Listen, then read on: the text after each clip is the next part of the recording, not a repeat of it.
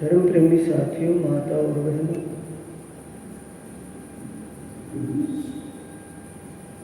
धाम धनी अक्षरातीत पारब्रह्म परमात्मा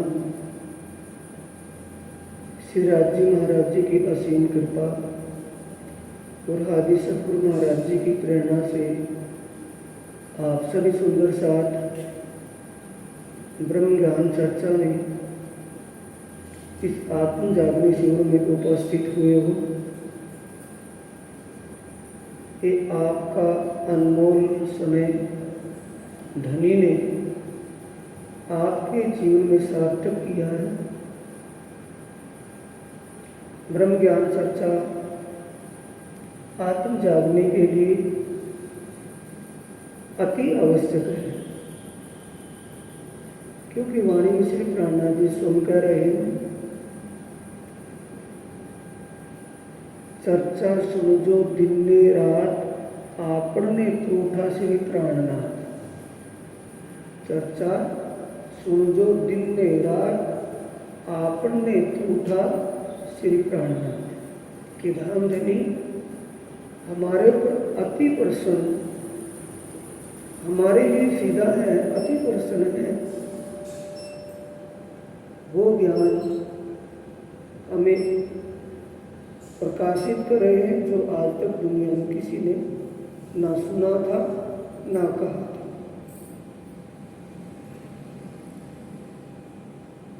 अब की चर्चा बीतक साहिब में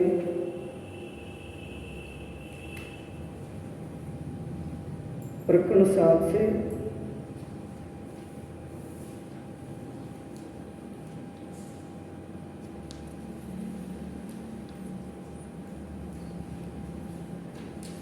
है, लेकिन प्रकरण 5 से हमारी चर्चा जो पहले हुई है दोपहर की 35वां पेज निकालने बीतक साहिब में, उसी चर्चा को थोड़ा दोहराते हैं। जो साथी समय पर नहीं थे, थोड़ा उन्हें भी मिल जाएगा इस चर्चा से।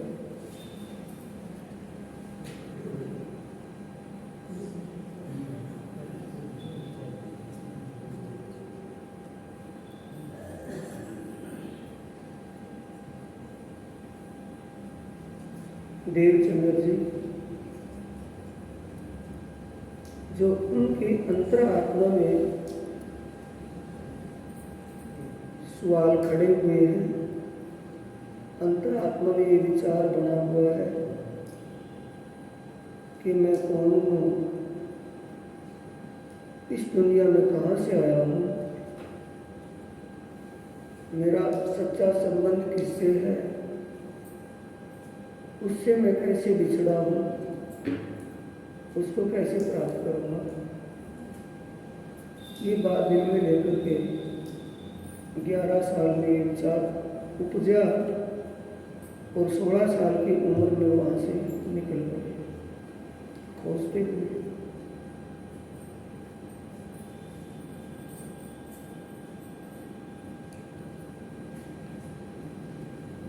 खोजते खोजते सभी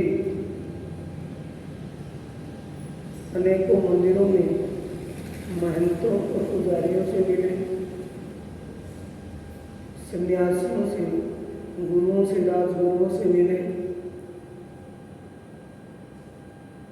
मस्जिदों में मुल्लाओं से भी बात की,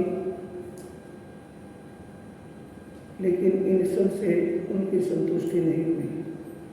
फिर बाद में भूज नगर में आते हैं हरिदास महात्मा के यहाँ। उनकी सद्भावना देख करके, उनकी आस्था और श्रद्धा देख करके देवचंद्र जी बहुत प्रभावित हुए। उस प्रभाव से वो मंदिर में काफी दिन रुके। देवचंद्र जी मंदिर की भी सेवा स्वयं करते हैं, हरिदास जी की भी सेवा करते हैं कि हरिदास आचार्य जी ने जो नाम दान दिया है, गुरु भाव से सेवा भी करते हैं, मंदिर की भी, गुरु जी की भी। लेकिन जिस बात के लिए घर छोड़ करके निकले, वो बात अब भी हल नहीं हुई। फिर बाल मुकुंद जी की मूर्ति देने के लिए विचार कर लिया कि मंदिर के साथ साथ मेरी भी सेवा कर रहे हैं, मेरी परिक्रमा लगाते हैं, ये मुझे तो दोष हो रहा है।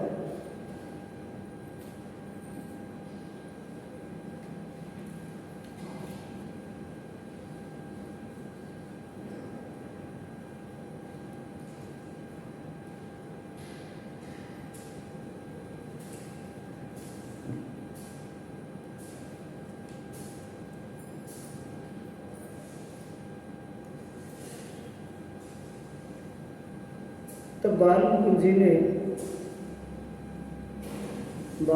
जी मंदिर से, हम अपनी भाषा से क्या कहेंगे, अलोप हो गए, यानी अदृश्य हो गए, दिखाई नहीं देते हैं वहीं। जब उनके वहाँ से अदृश्य होने की बात दिल में लेकर के दुखी हुए, हरिदास महात्मा विरह में दुखी हुए, तो साक्षात प्रकट हुए और उन्होंने बताया कि मैं मंदिर में हूँ, बाहर नहीं हूँ। कि दिखाई क्यों नहीं दे रहे कि आप भूल कर रहे थे, जिसके कारण मैं अदृश्य हुआ। कि क्या भूल थी कि मेरी मूर्ति को पूजा के लिए देवचंद्र जी को दे रहे थे। क्या वो पूजा करने के लायक नहीं है, पूजा नहीं कर सकेंगे? कि वो तो पूजा कर लेंगे, लेकिन उनकी पूजा, उनसे मैं पूजा करवाने के मैं ही लायक नहीं। तो वहाँ छुपाई आई है 26वां पेज को मैं थोड़ा थोड़ा मैं देता चलूँगा, ताकि आप बाद में भी इसको वाणी को देखेंगे, समझ में आ जाए आपको।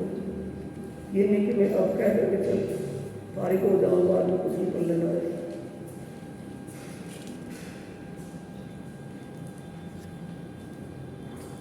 छब्बीसवें पेज को लिया ना, 26वें पेज पर चौपाई नंबर 16 है।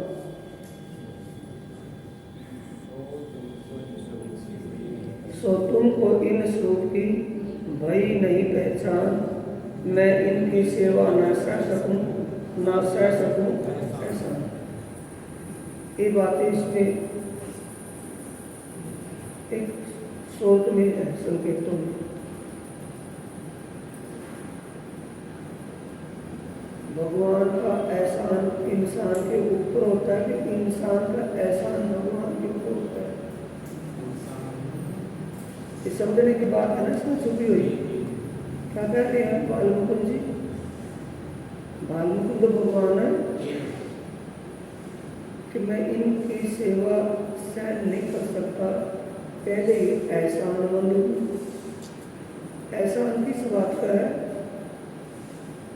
कि तुम्हें नहीं, ऊपर क्या लिखा है, सो तुमको इन स्वरूप की, रूप की नहीं, स्वरूप की। रूप तो क्या है, देवचंद्र है। स्वरूप कौन है?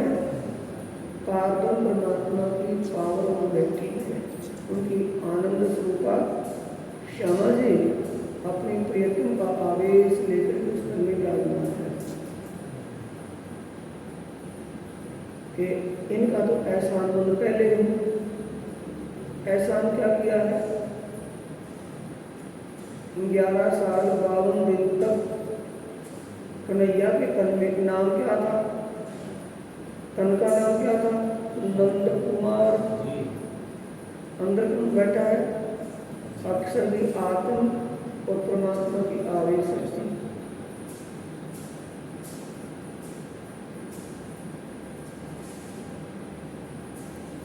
तीन लीलाओं में, ब्रज में और रास में और अरब में, 3 दिन तक 3 लीलाओं में आत्म अक्षर की आत्मा के ऊपर प्रियतम पारब्रह्म की आवेश और दो शक्ति विराजमान रही।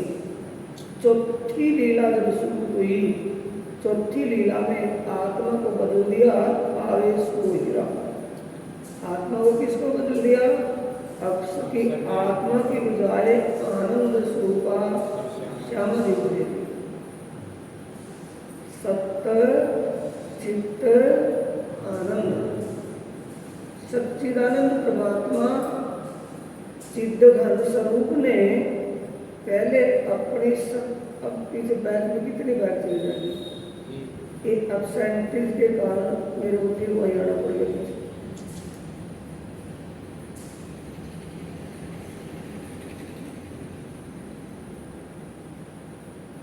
महाकारण पीछे चलेगी ना, अब दूसरे प्रकरण पर चलेगी। महाकारण कारण और कारज, बिना कारण के कोई कारज नहीं होता, और कारण महाकारण से चलता है। महाकारण का मतलब जो परमात्मा दिल में विचार लेवे वो ही होता है। तो महाकारण क्या? परमात्मा ने अपने दिल में विचार किया इस बात का कि मैं अब आज दिन तक दुनिया में किसी को भी मेरी ईसाई भी और मेरे आनंद का बोध ही नहीं है। मैं अपनी ईसाई भी और आनंद और अपने प्रेम स्वरूप का बोध करवा ही दूँ। पहले ले ही आपके दिल में ये ले लिया, तो परमात्मा ने अपने दिल में लिया, उसको क्या बोल दिया? महाकारण। और जो अक्षर ब्रह्म रोज परमात्मा के दर्शन करने के लिए आते हैं, परमात्मा का दर्शन होता है, अक्षरातीत पारब्रह्म का दर्शन होता है, दूसरे किसी का और का नहीं। जब परमात्मा ने अपने दिल में विचार कर लिया तो कारण क्या बना दिया कि अक्षर ब्रह्म को अपने दर्शनों के साथ साथ अपनी आनंद स्वरूपा श्यामा जी और आत्मा के दर्शन करवा दिए। कारण बन गया ना, दर्शन हो गए। और दर्शन होने के बाद अक्षर ने विचार दिल में लिया कि ये मेरे प्रियतम, ये आपके पास आनंद स्वरूपा और कौन है? ये इनकी आनंदमय लीला तो मैंने कभी भी देखी थी, आज ही देखने को मिली। ये लीला मुझे कब दिखाओगे? ये विचार दिल में ले लिया। वो जैसे ही विचार दिल में लेकर के वहां से वापिस अपने अक्षर रंगमहल की तरफ आए, चले मुड़े, वहां से वापिस हुए, तो जाते हुए को श्यामा जी और आत्माओं में देख लिया कि ये दूसरा पुरुष कौन है? कि मेरा ही स्वरूप है, कि आपका स्वरूप तो हर पल हमारे साथ रखता है। ये पहली बार देखने को मिला। यही बात भी सही है कि आपको पहली बार देखने को मिला, तो वो दिखावे तभी तो देखे जब चिदघन अपनी लीला को आप दिखाए तभी तो कोई देखने को मिलेगी। ये आप ठीक कह रही हो कि आपने कभी नहीं देखा, ये बिल्कुल सच्ची बात है। कि ये कहाँ रहते हैं कि वहाँ रहते हैं, करते क्या है कि परमधाम के आनंद में निमग्न रहते हैं, और इनके गोकुल या इनके विचार से सृष्टि की उत्पत्ति होती है। और सृष्टि क्या चीज़ है? कि दुख सुख का संसार, जो दुख सुख ही क्या है कि वो ऐसा है जिसमें जाने के बाद जीव अपने आप को भूल जाता है, अपनी और स्मृत जीव को। ऐसी बेसुधी कर देने वाला वो खेल है, तो वही तो देखेंगे। कौन सी लीला देखनी चाहिए? अक्षर ब्रह्म ने अक्षरातीत की अनादि लीला देखनी चाहिए, और आत्माओं ने अक्षर ब्रह्म के द्वारा बनी आदि लीला, जिसका बढ़ना मिटना, आदि का मतलब जो बढ़ती और मिटती, ये आद अनाद की चौपाई लिखी है वहां का कहानी।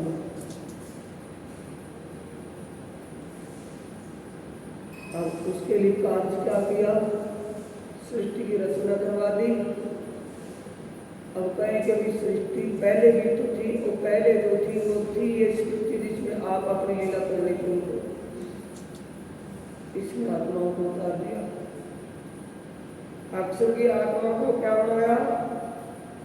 स्वतंत्र देखने का ना, जुदा भी नहीं कर सकते, परंतु अपनी बात कर भेज सकते हैं, जा नहीं सकते।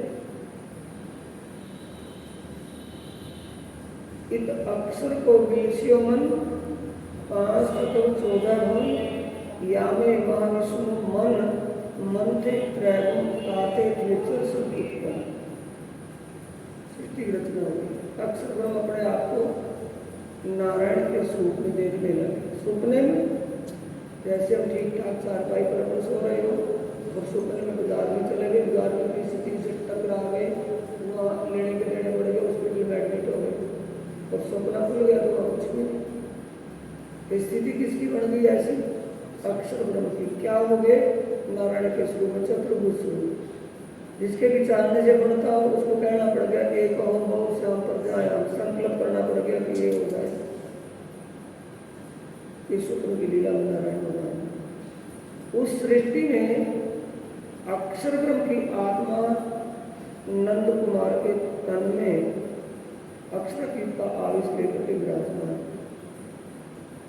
प्रकटवाणी में चौपाई आई है, दोए भुजा स्वरूप जो श्याम आत्म अक्षर जोश धनी जिन चाहा देखो प्रेम उसने सो सूरत धनी का ले आवेश नंद घर कियो आत्माएं गोपियाओं के तुम जो नींद में देखिए सुकन वाणी से समझेंगे तो वैसे समझ नहीं आए। जो नींद में देख उसी प्रकट वाणी में है ना सब कुछ। जो नींद में देखिए सुपन यह उपजे हम कहने वाले को इंद्रावती। जो नींद में देखिए सुपन यह उपजे हम ब्रज मधुजन। उपजती मन आशा घनी हम कब मिलसी अपने इस उनका रूप में आत्माया 11 साल 52 दिन तक लीला कर। जिस तन पर अक्षरातीत में स्वयं विराजमान होकर के अपने आवेश रूप से भाई भगवान अवतार धारण करते हैं, वो अवतार धारण नहीं करते। वो पावर है, शक्ति है, जिस तन पर आकर के लीला करनी है वो कर करके वापस लौट जाती है।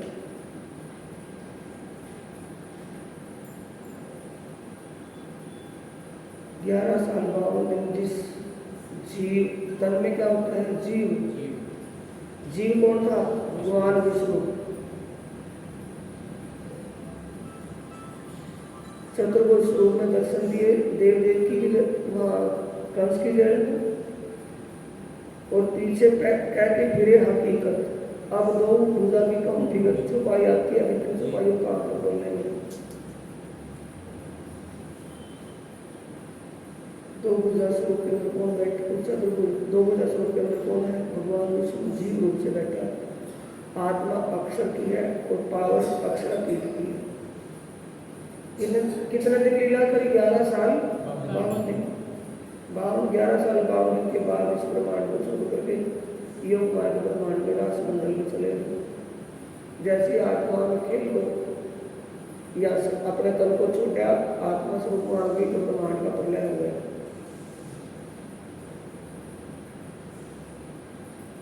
अब चौपाई आती है वाणी में, जिन कदे जीव सम कियो, जिन कदे जीव सम कियो ताको मेलो न करो भंग, रंगे परमाणु वासना, वासना तो सत को भंग। वासना का मतलब आत्मा। जिस जीव ने आत्मा की संगत कर ली या जो जीव आत्मा के संगत में आ गया उसकी संगत कभी निष्फल नहीं होगी। क्यों नहीं होगी? आत्मा सत का अंग है, उस सत का प्रभाव उस असत जीव के ऊपर ऐसा पड़ेगा कि वो जीव आत्मा के जीव तलहोसी आत्म, वो जीव ऐसे रंग में रंगा जाएगा कोई पहचान नहीं पाएगा ये जीव है या आत्मा है। जिन कदे जिये सम कियो ताको मेलो न करो भंग, रंगे रमाणु वासना, वासना तो सत को, वासना सत का अंग, पेटों का अंग है। आत्मा जिस जीव यानी कि जिस अन्न में जीव है और जीव को आत्म शक्ति आकर के विराजमान हो गई, तो संगत किससे होगी? शत्रु आत्मा से। तो आत्मा जब उस शरीर को छोड़ करके चलेगी तो वो जीव भी अखंड मुक्ति को प्राप्त हो जाएगा। कहने का मतलब सत्य का संग होने से असत रूप भी अखंड मुक्ति को प्राप्त हो जाएगा। आत्मा के सानिध्य में अगर जीव सृष्टि का कोई कोरा जीव भी हो तो ब्रह्म आत्माओं की संगत से उसको भी अखंड मुक्ति मिल जाएगी।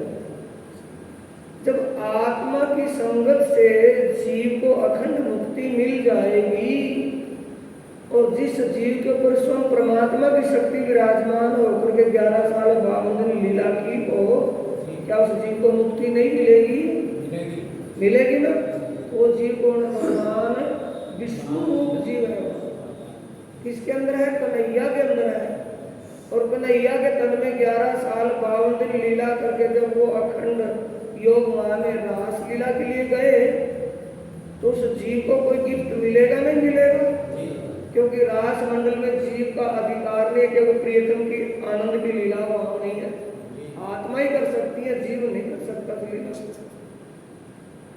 उस लीला में शरीर जीव नहीं हो सकता। जीव हो सकता तो भोला शंकर भी तो उसमें शामिल हो सकता, नारायण भगवान भी शामिल हो सकते।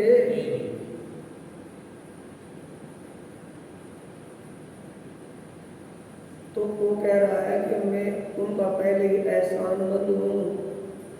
जिस तन में मैं था उस तन में अक्षर की आत्मा और इस अक्षरातीत का ही आवेश विराजमान था, जिसने मुझे धन्य धन्य कर दिया। कहाँ? योग माया में। नाम क्या? बाल मुकुंद। बाल लीला करने वाले स्वरूप का नाम क्या हो गया? बाल मुकुंद। तो एहसान हो गया नहीं हो गया कि जितनी बार भी सृष्टि बढ़ती मिटती है उतनी बार नारायण को बढ़ना मिटना पड़ता है, विष्णु को बढ़ना मिटना पड़ता है, शंकर ब्रह्मा जी को बढ़ना मिटना पड़ता है। इस सृष्टि का एक नियम है, एक मर्यादा है। और वो जन्म से जीव निकाल दिया, दोबारा बढ़ेगा तो विष्णु दूसरा जीव बढ़ेगा, वो नहीं बढ़ेगा तो जीव तो यहाँ ये सही सूत्र बोल रहा है, बेसुरा बोल रहा है कि ना मैं इनकी सेवा सह सकूं ना सह सकूं ऐसा। पहले ऐसा नहीं कर दो, तुम अनजाने में सेवा करवाते रहो चिल्ला बना करके। अब मुझे तो पता ये कौन है, तुझे तो इसके रूप का पता है, स्वरूप का तो पता नहीं ना। तुम्हें स्वरूप की ना ही पहचान, तुमने तो इसके रूप को देखा है, इसको चिल्ला बनाया हुआ है, गुरु बन के सेवा करवा रहे हो।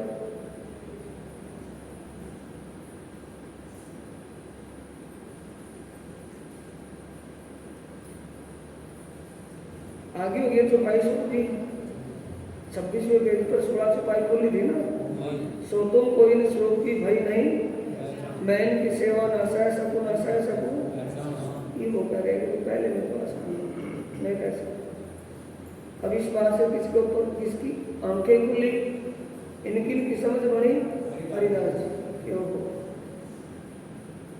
इनकी बदौलत आया है।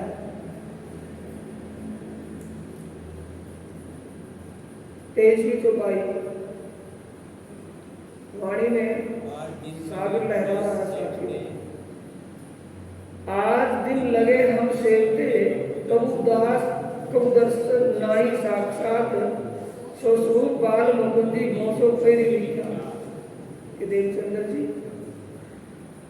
मैं ज्यादा क्या कहूँ, मेरी जितनी उम्र चली गई इस भक्ति भाव में भजन करते हुए, घर छोड़ करके घर कोई मंदिर बनाया हुआ है,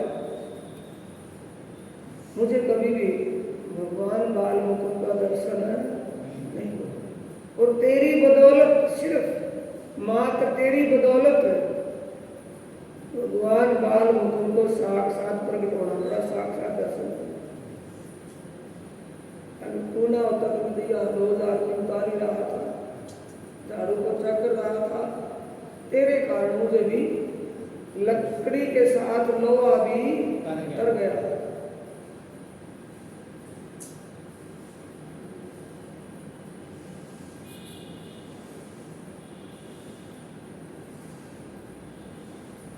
24वीं चौपाई में, 22वीं भी है, 22वीं चौपाई में की निचली लाइन में है, कहीं तुम्हारे स्वरूप की पहचान नहीं। हम वाल्मीकि जी ने बताया कि हमें आपके स्वरूप का ज्ञान नहीं है, रूप का ही ज्ञान है कि तुम मेरा चेला है बस।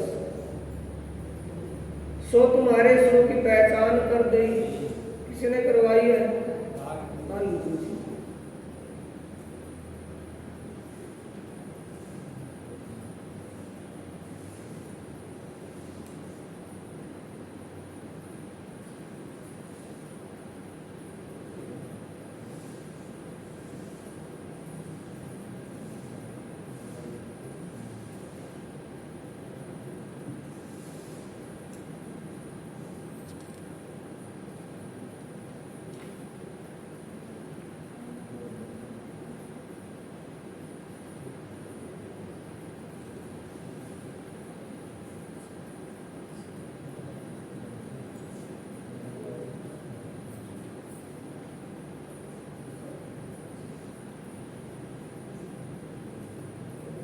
अब आगे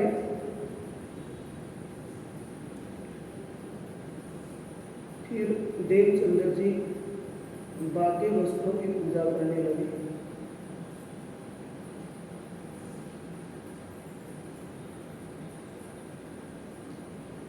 पेज नंबर 29 को ले आए।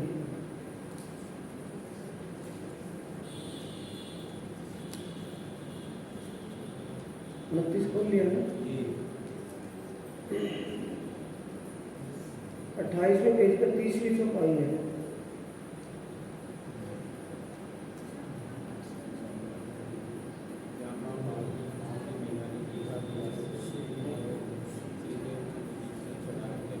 जामा भाग्य वस्त्र, इसके भाग्य भी आ रही है, राष्ट्रीय वस्त्रों की पूजा करने लगे।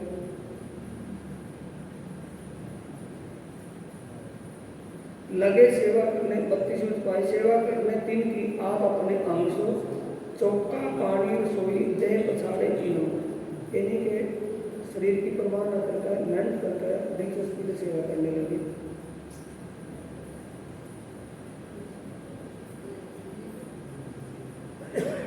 रसोई करे विवेचु सेवा को सब साज, सेवा में चितवन रहे मोह को अवस्थ कर लिया। सेवा में बड़े चित्त ध्यान से सेवा करते हैं।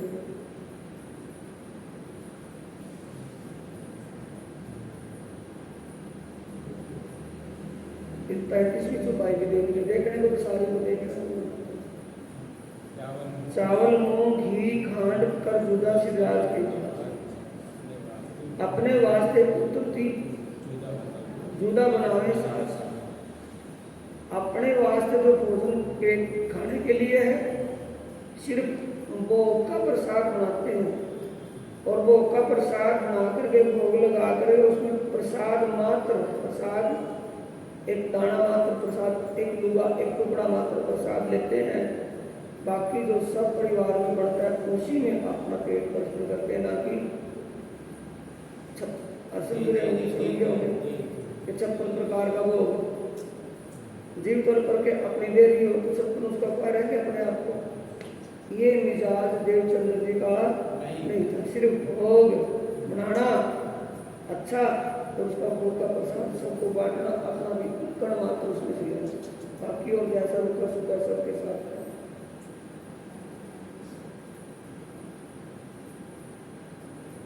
अब 39वीं चौपाई खोले, 29वें पेज पर 39वीं चौपाई। तब इत लील बाई ने करी आय के अर्थ ए लील बाई सतगुरु धनी श्री देवचंद्र जी की धर्म पत्नी बाल ब्रह्मचारी की गृहस्थी है, बोलो गृहस्थी है, बाल बच्चे भी हैं। अब वो सेवा करते को किसने देख लिया? पड़ोसनों ने। रसोई में चूल्हा लीप रहा है, चौका कर रहा है, बर्तन मांज रहा है, पानी कुएं से पानी भर करके ला रहा है, तो पड़ोसनों ने देखा कि ये अच्छी औरत है, पति से सारी सेवा करवाती है, आप चौथा सी सेज पर चढ़ करके बैठी रहती है। तो आकर के कहा कि क्या बात है, बीमार है कि नहीं, पर ये देख रही है कि हाँ देख रही है। प्रार्थना किससे करती है? देवचंद्र जी से। अर्ज क्या करती है? सब मोह को ताना मारत करूं सेवा अपनी घर, अपनी इज्जत रखने के लिए मुझे ये सेवा कर लेने दो। क्यों? कि प्रोफेसर मुझे ताना मारती है, लीलबाई कह रही है ताना मारती है। एक किसी के कहने सुनने से सेवा करनी पड़गी कि करने का विचार था? पड़ गई। जब दिल में आ गया तो सेवा कहाँ थी? मजबूरन करनी पड़गी ना। अब देवचंद्र समझ गए कि जब ये कह रही ना तो प्रोफेसर के कहने से इसका मतलब ये औपचारिकता पूरी करेगी, सेवा इससे नहीं बढ़ेगी। क्यों? मुझे तो पता है कि मेरे प्रियतम का ये मंदिर, ये मेरे प्रियतम की सेवा, इसको तो सिर्फ कपड़े दिखाई देंगे के बाद के वस्त्र रखे, क्या इसमें कोई मूर्ति है, क्या कोई इसमें साक्षात है? तो यहाँ कहा, क्या कहा? तब श्री देवचंद्र जी कहा नाई तेरो एकाम 41वीं चौपाई, या और टहल करते दुखाए तो को नहीं पहचान, तब सेवा धर्म कहाँ रहो ना हुए मेरे समान। जब तुझे स्वरूप का ही ज्ञान नहीं है, पहचान नहीं है, तो जो पहचान नहीं तो उसी भाव से सेवा करेगी। अगर तुझे स्वरूप का ज्ञान हो जाए सेवा किसकी है, तो फिर तेरे अंदर सेवा का भाव कुछ और ही होता। बस इसी में भलाई है, ये सेवा मुझे कर लेने दे, मैं कर लूँगा तो कम से कम सेवा बढ़ेगी। अगर ये तेरे से सेवा ना बढ़ी, तेरे मन में कुछ फर्क रह गया, तो ना तेरी सेवा बढ़े ना मेरी सेवा बढ़े, ये गड़बड़ी होती है। हाँ मानता हूँ कि तू जानती है, पहचानती है, मेरे माता पिता जो है मतुमै का और कौन बाई, तो उनके पुत्र वधु है, तो उनको अपने माता पिता समझ के सेवा कर, क्योंकि तेरे लिए तो ज्ञान है, मेरे सास ससुर है, तो उस भाव से सेवा कर उनकी, वो तेरी सेवा मुखान बन जाए। सेवा करने ना दे सब करे अपने हाथ, 43वीं चौपाई, हमेशा चितवन करे रहे सेवा के, कर्म कांड कर रहे हैं कि चितवन करते हैं कि जिस स्वरूप का बांके बिहारी का जो स्वरूप है, नित्य वृंदावन में रास की लीला में रास बिहारी स्वरूप है, वही मेरी आत्मा का स्वामी या मालिक है। मैं उनकी अपने आत्मा के स्वामी की, अपने आत्मा के प्रीतम की ही सेवा कर रहा हूँ। उसी का भाव लेकर के सेवा भोग लगाते हैं और उसी के भाव से ध्यान में बैठते हैं। अगली चौपाई को 44, इन भांत एक दिन हुआ ध्यान में, के सामने साक्षात ध्यान में, जाने हम ब्रिज में गए द्वार नंद के रोशन। जाने का मतलब ऐसा एहसास हुआ जड़ों में अखंड ब्रिज के अंदर, जड़ों में ब्रिज में नंद के घर पहुंच गया और नंद के दरवाजे जब गया, एक इसको एहसास हुआ देवचंद्र जी को, ध्यान में बैठे बैठे, जहां जसोदा जी बैठी थी ऊपर माछी देखे दूध उतावते कहते उबालने को, दासियां दूध उबाल रही थी बड़े बड़े चूल्हों पर, और वो माछी पर बैठी सोदा माता उनको कुछ काम बता रही थी।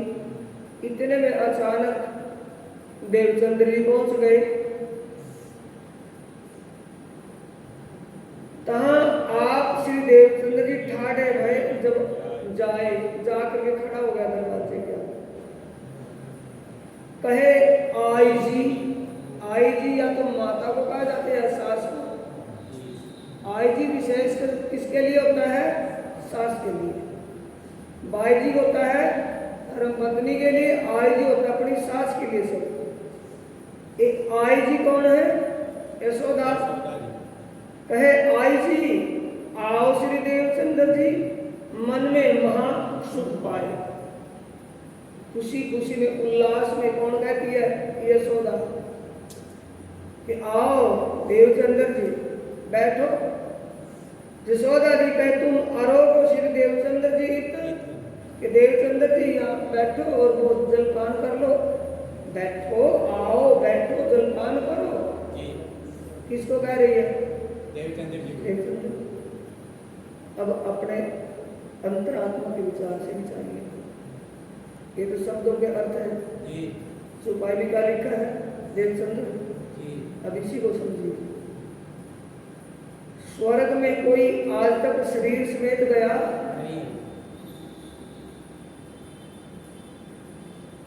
नहीं गया ना?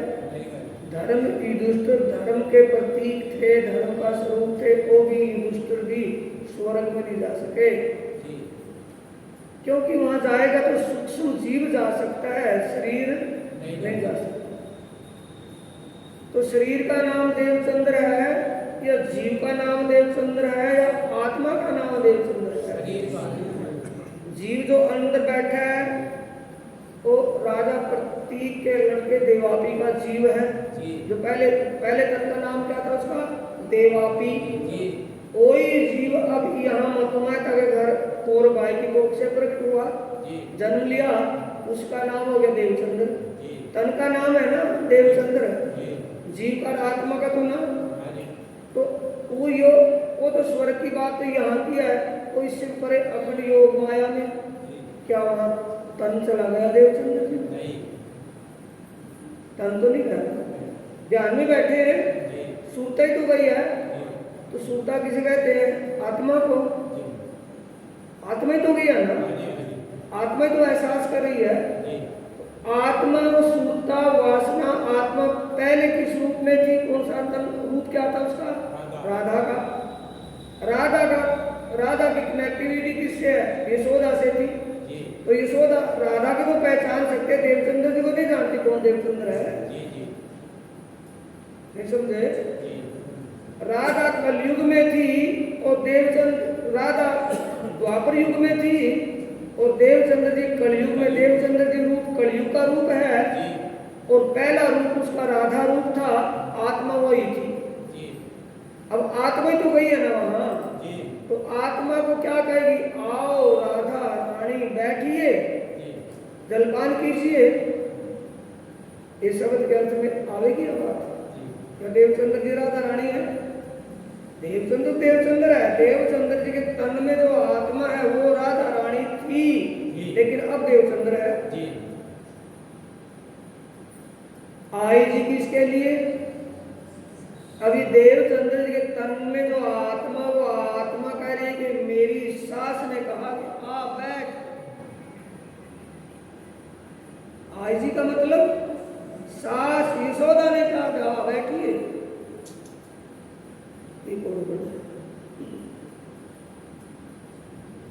लिखा तो नहीं यहाँ, राधा तो नहीं लिखा।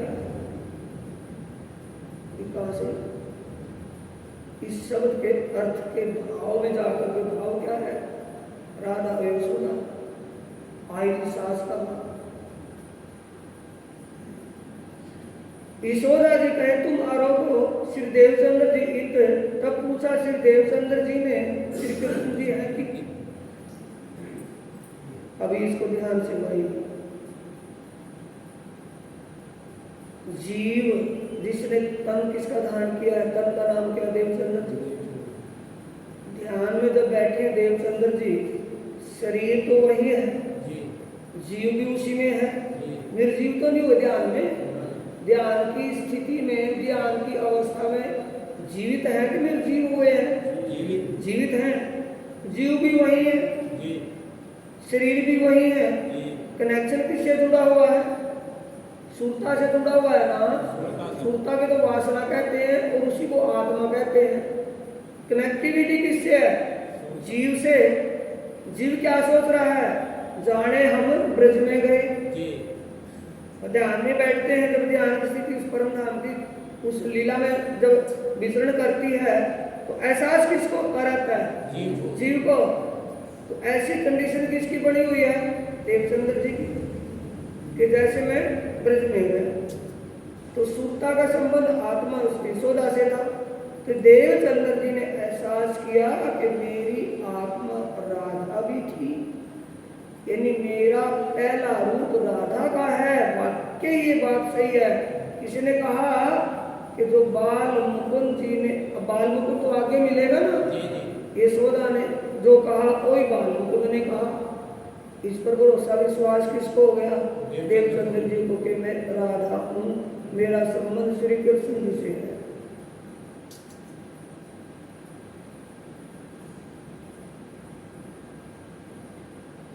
अब आगे एक चौपाई और आती है, 51वीं चौपाई। जब ग्वाल तो किसके लिए गए हुए हैं? कन्हैया से मिलने के लिए। अब माता ने मिठाई, माता ने जलपान किया, मिठाई पल्ले में बांध दी। वो लेकर के जैसे ही लड्डू पल्ले में बांधे वहाँ चले गए। बाल गोपाल खेल रहे थे, उनसे पूछा कि कन्हैया कहाँ है? लिखे देख लो क्या है, कहाँ आप श्री देवचंद्र चले तरफ जहाँ वन, तहाँ बाल गोपाल खेलते, कहाँ श्री कृष्ण जी पूछत तीन। उनसे पूछा कृष्ण जी कहाँ है? कि कौन सा कृष्ण है? कि नंद पुत्र कृष्ण के और टोली में कृष्ण है। जितनी टोलियां खेल रही है ना, हर टोली में कृष्ण जी हैं और कईयों के बाप का नाम नंद है। अब तू सही सलामत बता कि कौन से मिलना चाहता है? तो यह चक्कर में बढ़ गई। याद आ गया कि यशोदा माता का, नंद यशोदा का, कि ठीक है मिल जाए।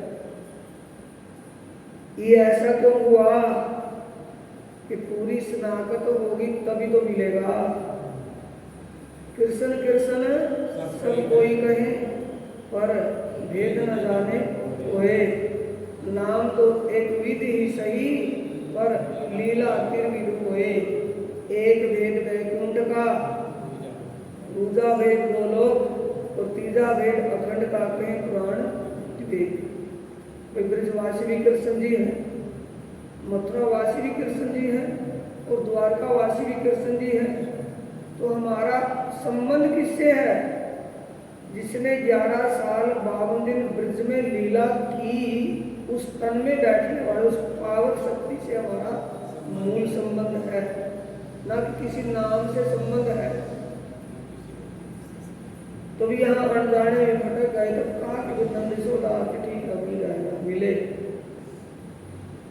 और दिन जब दोपहर गोपाल गोपाल गोधन प्रसाद जीतते थे तो पत्तल पर सबके सामने अपना अपना हिस्से का भोजन आता था।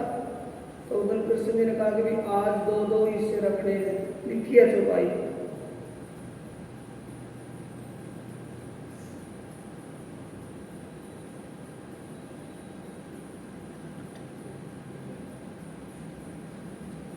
कया श्री कृष्ण जी ए बांट देव देव हमको दो बांटेंगे। 56वीं चौपाई है, 56वीं चौपाई है ना, 31 पेज पर कि हमारी पत्तल पर दो दो रखने, वही हम दो हैं।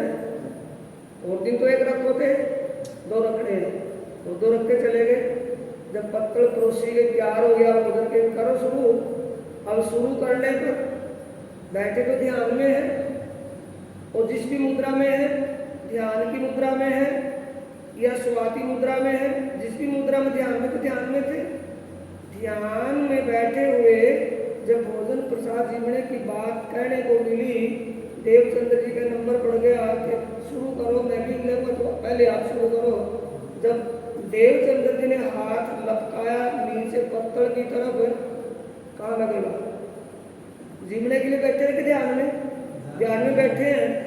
जब हाथ वहां से आया तो जमीन में लगा, जमीन में हाथ लगने पर ध्यान खुल जाएगा। तो सब करेंगे, ध्यान बैठे रहेंगे, ध्यान छुट गया। देखा ओहो ये पत्तल वही है। ऐसा क्यों किया कि देवचंद्र जी को ये एहसास हो जाए ये सपना नहीं था, ये कोई वैसी बात नहीं थी, ये हकीकत की बात थी जिसका दर्शन हुआ। अब सामने देखा पत्तल पर वही प्रसाद जो का भी रखा, पत्थर भी वही रखी है। कहाँ तो अखंड ब्रज और कहा ये नासुत दुनी लोक मृत लोक।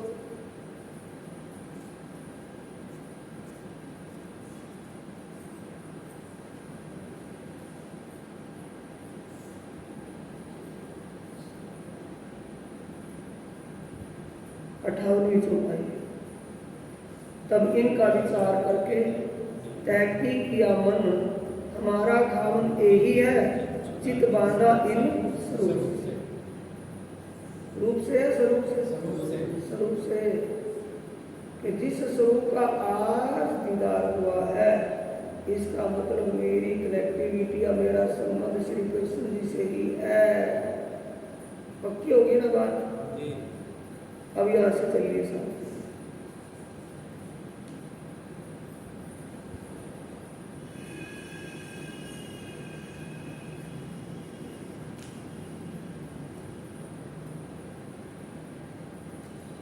पेज नंबर 32 पर वहां से चल कर आगे नौतनपुरी जाना। माता पिता भी और कई संबंधी और भी मिल गए नौतनपुरी में, अपने गांव के बस्ती के या अपने सगे संबंधी कुछ और भी मिल गए।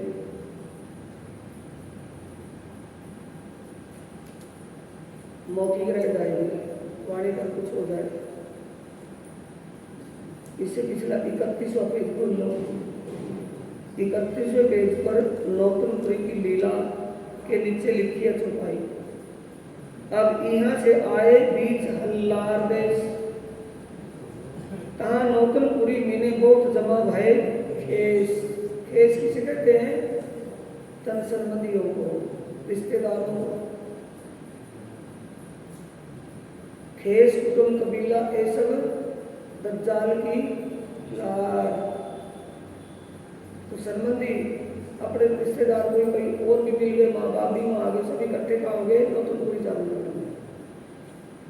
चौपाई नंबर 3 अगली 32वें पेज पर। श्याम जी के देवल में कथा कहे कान्हा जी भट्ट, निष्ठा ले सुनने लगे हुए बल बेव से खट। निष्ठा का मतलब संयम से। निष्ठा पूर्वक का मतलब कुछ भी हो, आंधी जाओ ले जाओ, कुछ भी बरसात हो, जाना ही जाना। ये रोज नित्य प्रति डेली चर्चा में जाते हैं और बड़े ध्यान से सुनते हैं। किसी दिन लेट हो जाए किसी कारण से और उनके जाने से पहले, जैसे अब चर्चा शुरू हुई थी कई छठे प्रकरण सातवें प्रकरण से, ऐसी वहां चर्चा होती थी। बताते भी आज की चर्चा इस स्कंद और इस अध्याय और इस श्लोक पर आज की चर्चा शुरू होती है, और जब चर्चा पूरी होती है कि आज की चर्चा को विराम इस अध्याय में इस श्लोक पर विराम देते हैं, कल आगे से। वो जब शुरू देवचंद्र जाते हैं तो देख लेते हैं कि उस श्लोक से तो चर्चा बीच में पहले कर दी, इतने श्लोक मेरे से छूट गए, इतनी चर्चा सुननी मेरी चली गई एब्सेंटीज में। तो चर्चा में तो डिस्टर्ब नहीं करते, सबके साथ जो का तो आगे सुनते चले जाते हैं। जितनी पहले सुना दी थी उतनी चर्चा देवचंद्र जी कान्हा जी भट्ट के घर में जाकर के आचार्य जी के वहां सुनते हैं कि सुनाओ आचार्य जी। अब ये आचार्य को भारी पड़ गया, एक बार तो सबके लिए चर्चा करनी, दूसरी बार देवचंद्र जी के लिए स्पेशल करनी। अब आचार्य जी ने भी अपना नियम बना लिया कि जब सारे इकट्ठे हों, यानी देवचंद्र जी पहुंच जाए, तब वो चर्चा भागवत की शुरू करते हैं। उससे पहले कोई और बातें बता करके उनको शांत बैठाए रखते। ये वो सेठ भी, मंदिर किसी ने बनवाया है? देवचंद्र जी ने या नौतनपुरी जामनगर के सेठों ने? उन्हीं तो बनवाया ना, गांव बस्ती के लोगों ने। वो तो परदेसी है, जाकर के सुनना शुरू कर दिया। अब वो सेठ की चर्चा सुनते हैं देवचंद्र जी।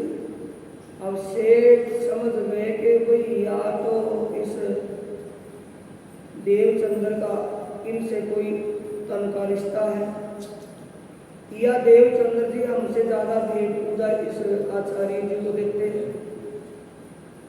मन में क्या हो गई? शंका। क्यों हो गई? कि हम तो मुद्दत से सुन रहे हैं, हमारी तो एक दिन भी नहीं इंतजार करते आने की। और ये देवचंद्र जी कल का लड़का यहाँ आया है, कल से सुनने लगा, दो थोड़े दिन से इसकी इंतजार करते हैं। तो इसमें कोई न कोई ओट है।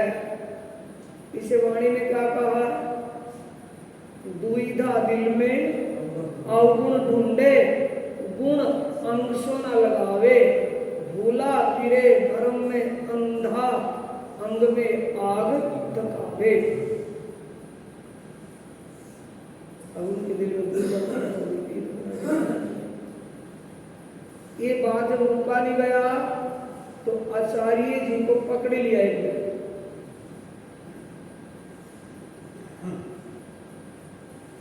देवचंद्र जी ने क्या सुन लिया कि चर्चा में सुना, 2 दिन 3 दिन चर्चा सुनने के लिए 2-3 दिन हुए थे, तो सुन लिया क्या कि जितना तन को तन की खुराक देना जरूरी है, उससे ज़्यादा जरूरी तन में बैठी आत्मा को आत्म खुराक देना जरूरी है।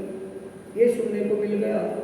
तो देवचंद्र जी ने कोई बात कान में डाल ली, बिल्कुल सही है, ऐसे करूँगा। नेम बना लिया, अपना संयम बना लिया, दृढ़ संकल्प कर लिया कि पहले आत्म को आत्म खुराक, बाद में तन को तन की खुराक।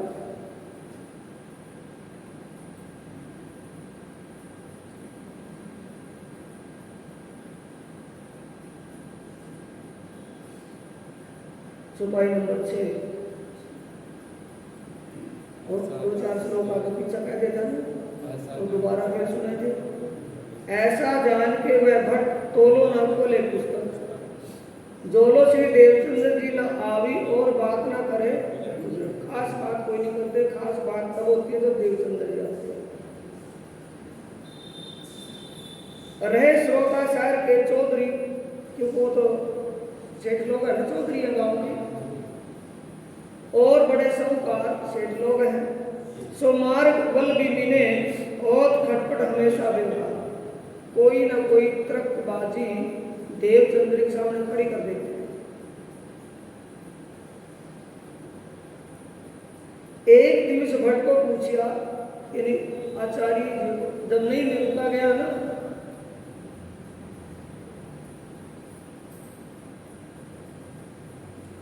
ईर्ष्या की अग्नि कब धरती है,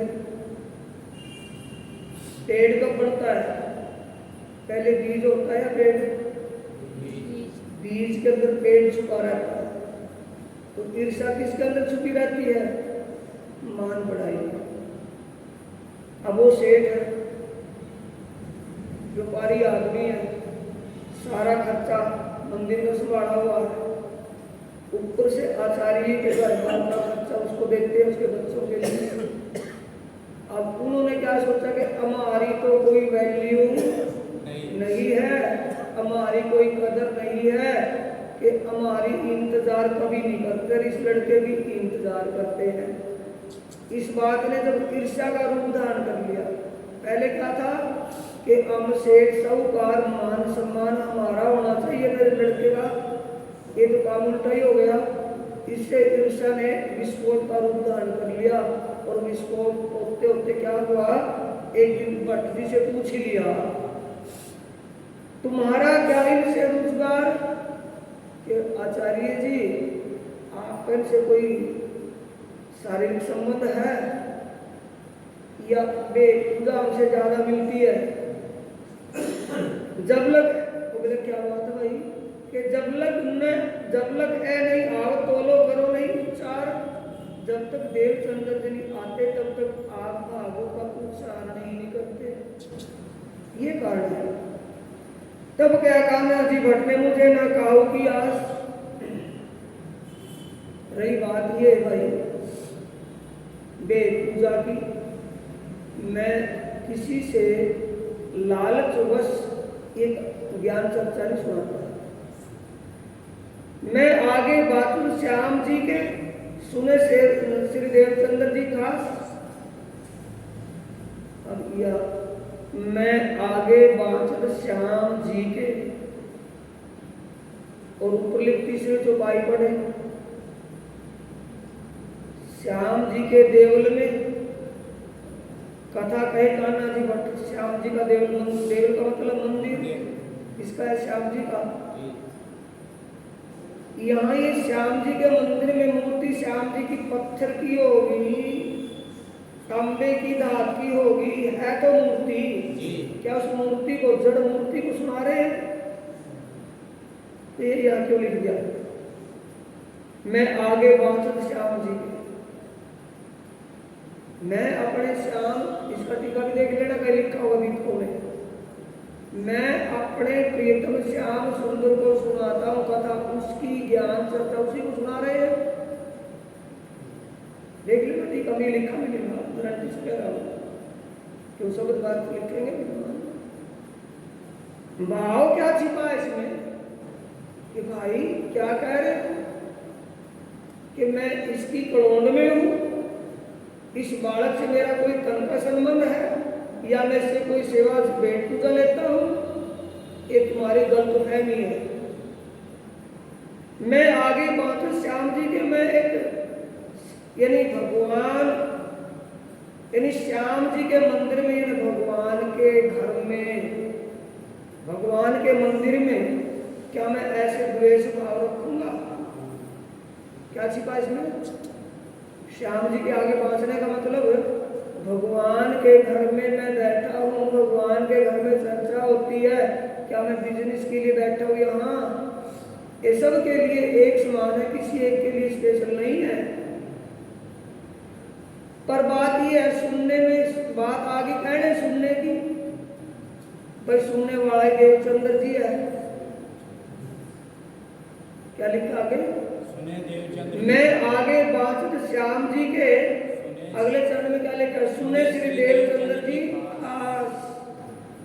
सुनने में ध्यान सिर्फ देवचंद्र जी का ही है। क्यों? कि मेरे को ये एहसास हुआ। क्या एहसास हुआ? अगले चौपाई से, मोहे प्राप्त कहियो तो तुमसे, यानी कि रही बात देने लेने की, सारा खर्चा तुमने उठाया हुआ मेरे बाल बच्चों का भी। यहाँ 2 भंडारे करते हो, एकादशी द्वादशी के 2 भंडारे होते हैं महीने में, वो भंडारे भी तुम करते हो, मंदिर का सारी सेवा खर्चा तुमने उठाया, मेरे बच्चों का भी खर्चा तुमने उठाया है। ये तो बेचारा सुनने के लिए आता है, इससे मैं क्या, मेरे को क्या लालच है इससे? मोहे प्राप्त कहियो तो तुमसे, मुझे जो कुछ मिलता तुमसे मिलता है, सब खर्चा पानी तो होए क्या इन गरीब से, इससे क्या लेता हूँ सारा। पर तुम कबू मोहे पूछत, जो देवचंद्र जी जिस दिन चर्चा में अपसेंट हो जाते हैं जितना समय, और उससे पहले जितनी चर्चा कर दी जाती है उसको दोबारा मेरे घर जाकर के सुनते हैं। और तुमने कभी ये नहीं कहा कि आचार्य जी ये श्लोक हमने सुना नहीं था, दोबारा इस पर चर्चा कर दो। जहां से मैंने बोलनी, यानी कहने का मतलब, पर तुम कबू मोहे पूछत आगे पीछे श्लोक कहूं मैं। आगे पीछे का मतलब ये नहीं कभी वहां से चर्चा कर दी वहां से नहीं। ये जो इतने साथी आते हैं सुनने वाले, कोई सा साथी जो अपसेंट हो जाता, देर हो जाता, कोई सा लेट हो जाता है, क्या इतने में किसी ने मुझे कहा है कि गुरुजी मैं लेट हो गया तो मुझे दोबारा सुनाओ? बोलो किसी ने कहा हो तो? इसका मतलब तुम्हारा ध्यान सुनने में ही नहीं होता, इसलिए मैं इसका इंतजार करता हूं। किसके लिए? आगे में देखो, मैं एक श्लोक आगे कहूं, कबू है पास ना हो, अगर ये मौजूद नहीं होता मैं 1-2 श्लोक की चर्चा पहले कर देता हूं, तो घर हो जाए फिर पूछत पुस्तक छुड़ावत सोए, घर जाकर के भागवत खुलवा करके फिर पूछता है ये। इसलिए मैं 2-2 जगह चर्चा करूँ, ऐसा काम क्यों करूँ मैं 2 बार चर्चा करनी पड़े, इसलिए इसकी इंतजार करनी पड़ती है मुझे। तुम्हारे मन में गलतफहमी है, इस वास्ते इन आय से मैं कर उच्चार, इसके आने से मैं उच्चार करता हूँ। मैं कहूँ कि आशा ना करूँ, मेरे चाहिए ना कार व्यवहार। भाई मेरा ये रोजगार नहीं है, तो तुमने ये समझ लिया, तुम्हें ये गलतफहमी है कि मेरा रोजगार है। या वाणी में क्या लिखा है? सिद्ध क्या हो रहा है? गोविंद के गुण गाए के तापर मांगत दान, धिक धिक पड़ो ते मानवी जो बेचत है भगवान। जो पेट के कारण उदर कारण बेचे हरी मूडो ऐ पायो रोजगार मुख ऊपर मारो वाको ले जासी जम के द्वार। मेरा यम के द्वार का काम नहीं है, मैं तो अपने एक शौक से कथा सुना रहा हूँ, कोई भी सुन सके उसमें, मेरा लेना देना कुछ नहीं है इसमें। तब सभी मूंगे रहे। मूंगे का मतलब ऐसे सांप ने सूंघ लिया हो इसको, मौन होकर के बैठ गए।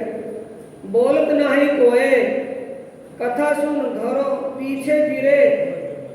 अगला चरण आप पढ़ लो। रोष जो मन में रोष है, यदि वो बात सुनकर कानों तक बारी को पड़ेगी कि व्यक्ति हमारे अंदर खोट है, हकीकत में हमारा सुनने में ध्यान नहीं है, ये हमारी कमी आज चौड़े में पकड़ी गई, इनके सरेआम बेइज्जती होगी आज तो। ये सब के मन में बात खटक गई कि कोई बात नहीं, दाव पर लग गए कि नंबर तो आएगा हमारा भी। जागू से लागू और लागू से जागू, ये आपस में चल गई वहां कि किसी दिन नंबर तो मिलेगा हमें भी पॉइंट। अगली चुपाई पढ़ लो। छिद्र को ढूंढत रहे बाहरी दृष्टि अहंकार। बाहरी दृष्टि कौन सी है कि वहां कोई वाकल का लड़का आया और हम मुद्दत से मंदिर भी हमने बनवाया, आचार्य का घर का खर्चा भी हम चला रहे हैं, 2 भंडारे भी इस महीने में करने पड़ते हैं और सारी व्यवस्था बनवाते हैं, हमारी कोई वैल्यू ही नहीं और इस लड़के की वैल्यू कोई बात नहीं, कमी तो ढूंढेगी कहीं ना कहीं मिलेगी। तो छिद्र का मतलब कमी ढूंढना शुरू कर दी। मार्ग को पाए नहीं, यानी हमें करना क्या है वो समझ नहीं, असलियत का पता नहीं, वास्तविकता का ज्ञान नहीं और बाहरी दृष्टि से कमियां ढूंढने शुरू कर दी। कमी क्या मिलती है? अब देवचंद्र जी ने क्या पर्ण किया हुआ है भाई? भागवत में 2-3 दिन ही चर्चा सुनी थी, शुरू में सुनने को मिल गई बात कि जितना तन को तन की खुराक देना जरूरी है उससे अनंत गुना जरूरी है आत्मा को आत्म खुराक देना। देवचंद्र जी ने उसी बोल को अपने दिमाग में रख लिया कि आज से ही सिस्टम शुरू है, पहले चर्चा बाद में भोजन। उसका ये था, वो पर्ण पर अपने पर्ण पर पक्का था, संयम पर था, नियम था उनका। तो क्या होता था मंदिर में? एकादशी के दिन चर्चा वाणी होती थी और द्वादशी के दिन वल्लभाचार्य जी का पुण्य स्मृति दिवस के नाम का भंडारा हुआ था। वो चला हुआ था कब से? देवचंद्र के जाने के बाद चला, पहले से चल रहा था, मुक्त से चल रहा था पहले से ही। वो वक्ता भागवत के आचार्य कान्हा जी भट्ट और जो श्रोता वो सेठ लोग एकादशी को निर्जला भक्ति रम है, समझ गए भाई? जो आचार्य जो उसके आचार्य के आचरण में है वही उनके आचरण में आएगा।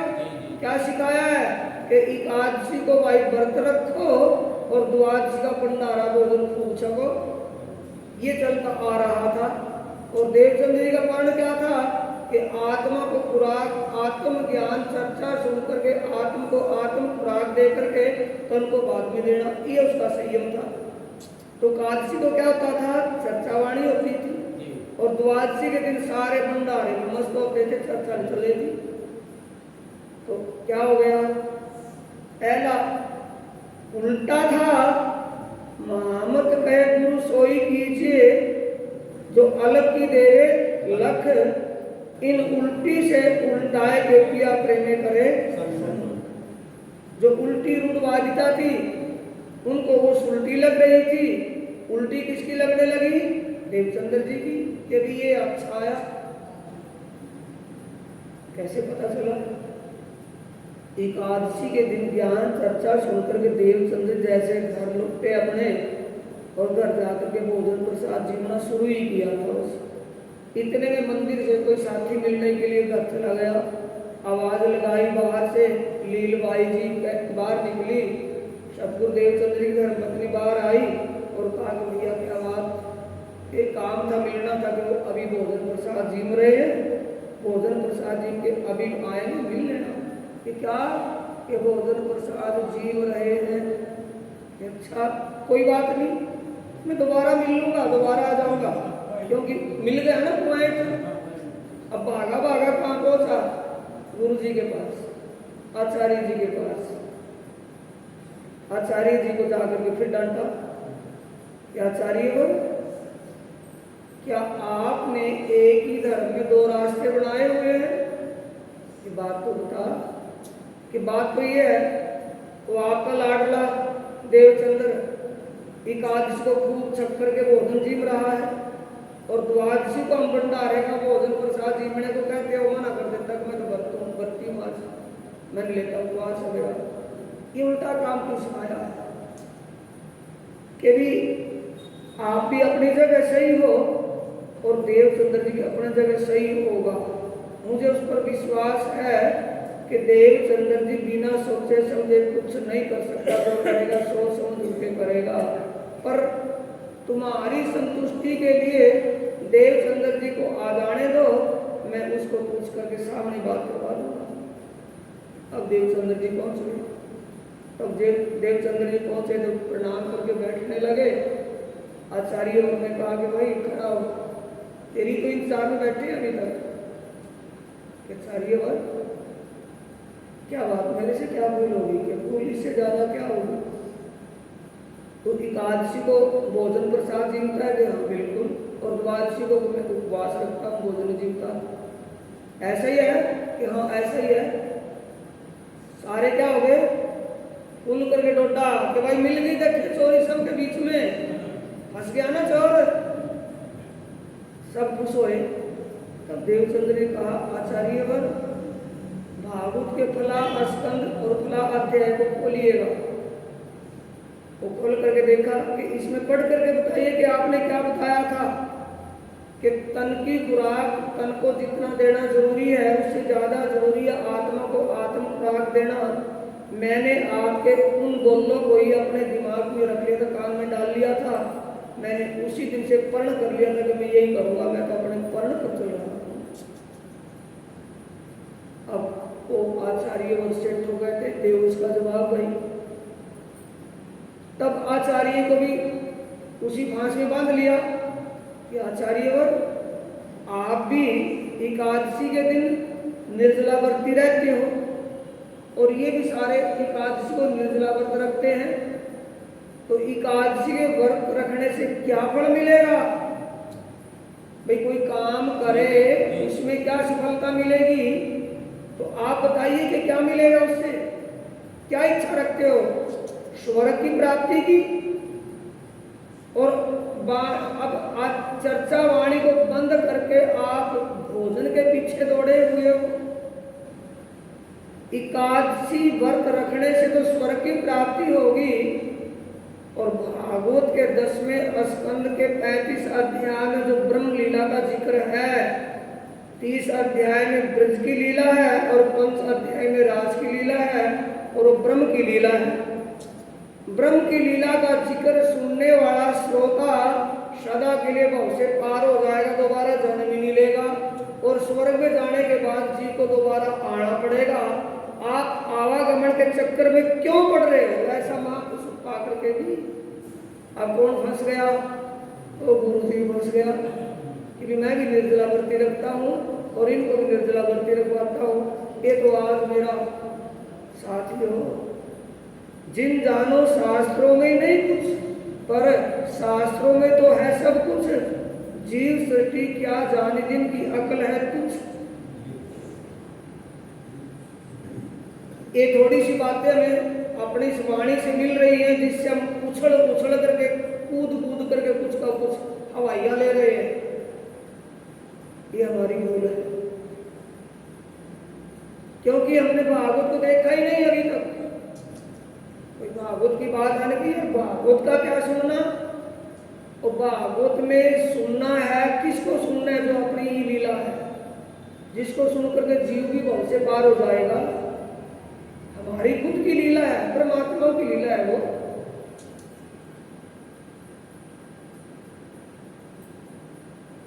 अब ये शंका पैदा होगी वहां पर किसी पॉइंट पर कि भी वैसे तो वाणी में ही चौपाई लिखी है, ऐते दिन त्रिलोक में होती जो बुद्ध सुबन सो बुद्ध जी बुद्ध जागले प्रगटे बुरी नौतन। इन चौपाइयों को रट करके सुन करके पिंड की तरह उछल उछल करके पढ़ते हैं, पर हमारी अपने आप की शुद्ध बुद्ध वो है ही नहीं जो कह रहे हैं। ये शंका लग जाएगी कि जब भागवत में मुक्तिदायक ज्ञान पहले आया हुआ है तो वाणी किस लिए? वाणी में वो स्पष्टीकरण है जो भागवत में नहीं है, पर भागवत में तो है कहाँ? 10वें स्कंद में। 10वें स्कंद के 30 और 5 शुरू के 35 90 अध्याय है 10वें स्कंद में। 10वें स्कंद के 35 अध्यायों में है ब्रह्म लीला का जिक्र है। कैसे है? 3 ब्रह्मांड हुए हैं जो अब ऐसे हुए ना होशी कब। इन तीनों में ब्रह्म लीला भई, ब्रज रास और जागने की। ब्रज और रास की लीला पारब्रह्म की खुद की लीला है कि किसी और की देवी देवता की है? पारब्रह्म की लीला है। तो पारब्रह्म की लीला को ध्यान से सुनने से, समझने से, विचारने से जीव बहुत से पार हो जाएगा, नहीं होगा? अब इसका प्रमाण कहां से दे रहे हैं? थोड़ा ध्यान से वो भी सुनना। दुनिया में जितने भी धर्म ग्रंथ आए पारब्रह्म परमात्मा के हुक्म से ही आए हैं। यानी धर्म ग्रंथों की रचना हुई है उस परमात्मा के हुक्म से हुई है, वैसे नहीं हुई है। किसी कवि की हिम्मत नहीं थी कविता रच दे। कवि है, हाथ में पेन है, कलम है, सामने कागज है, और परमात्मा ने नहीं चाहा तो बुद्धि को घुमा देगा, लिख ही नहीं पाएगा। किसके हुक्म से लिख रहा है? किसके लिखवाए से लिख रहा है? उसी के हुक्म से।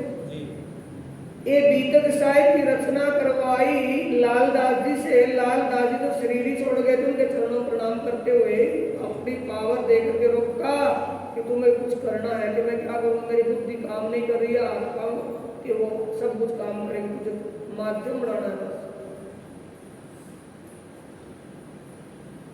साथियों आता है एक लगते गंजो निकसी हो गया 24 पानी। वो पानी तो पर्वत ढाके दरिया लहर सुहानी। उड़ मक्खी तंवर बैठी बोले अमृत वाणी। वो मक्खी को मक्खा नाही बिन पानी गर पानी। वो तीनों ही गर बित जाए वो तो पुरुष अकेला। कहे कबीर जो किस पद को बूझे सो सतगुरु मैं चिल्ला।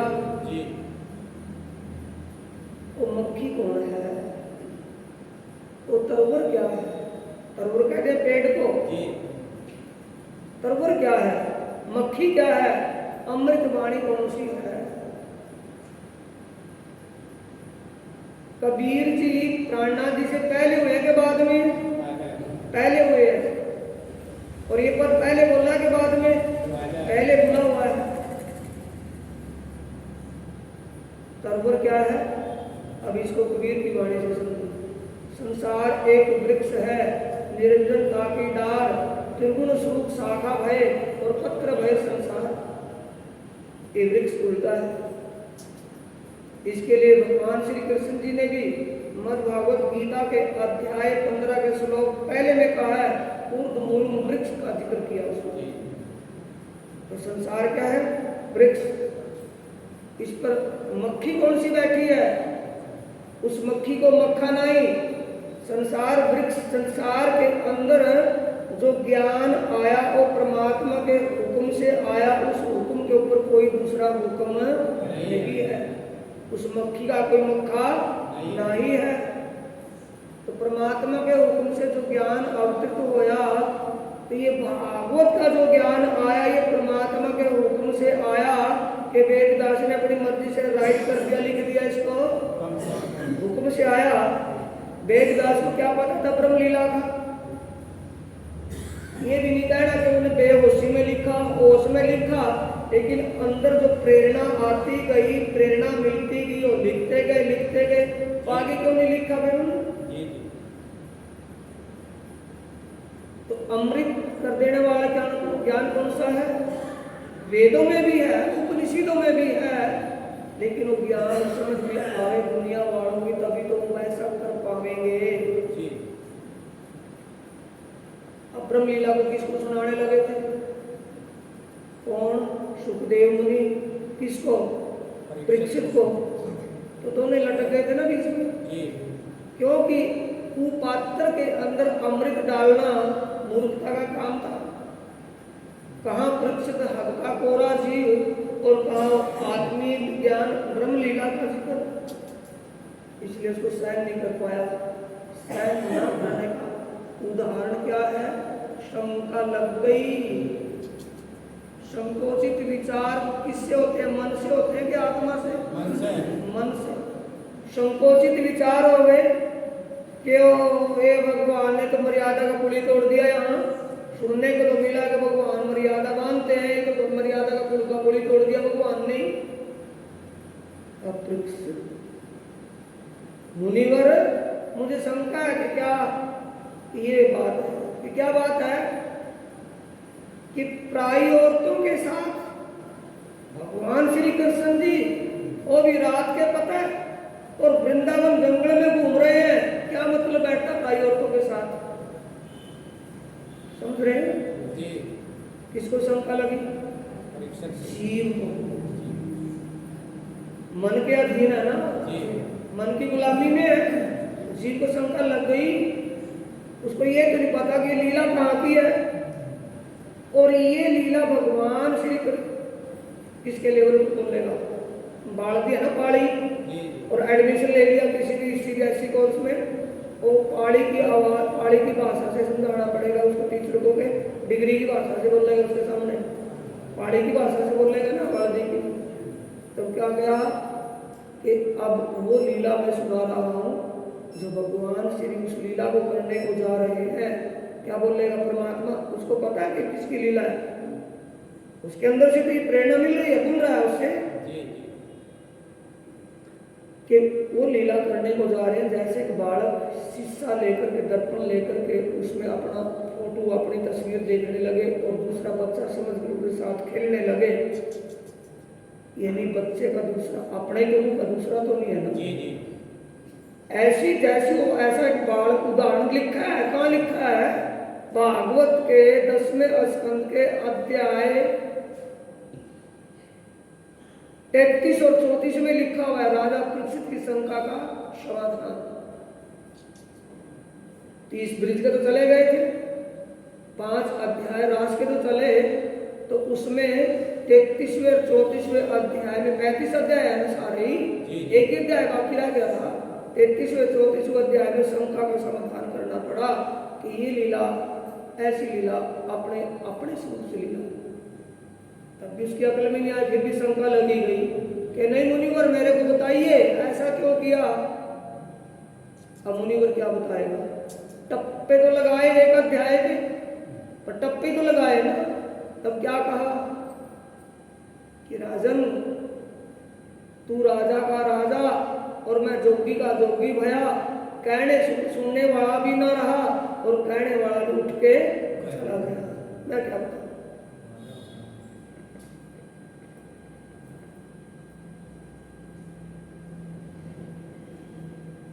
तो साथियों, वाणी में जो चर्चा उनके सामने चल रही थी उनकी समझ से बाहर थी। उस चर्चा में किसको उलझन लगी हुई थी? देवचंद्र जी को, कि बार बार बोलते अखंड ब्रज और नित्य वृंदावन। आचार्य जी को पूछते थे देवचंद्र जी के मुनि आचार्य वर्ग, ये ब्रज की लीला तो दिन रात की लीला है, बाल लीला है, और रास की लीला किशोर लीला है, रात की लीला है, दोनों अखंड है। पर इन लीलाओं में, ब्रज की लीला में, बाल लीला में और किशोर लीला में लीला करने वाला लीलाधारी कौन है? एक है कि दो है? ब्रज की लीला भी जो की जो चल रही है अखंड, वो बाल लीला है। बाल गोपालों की लीला और रास की लीला रसिया की है, रास की लीला दोनों लीला बरकरार चल रही है। और यहाँ भी गोपी कृष्ण की लीला हुई। ये मामला क्या है? ये मामले में कौन सुलझावे? अब कान्हा जी वट चुप खाए जाते थे। ये औरतें कितने दिन हुए?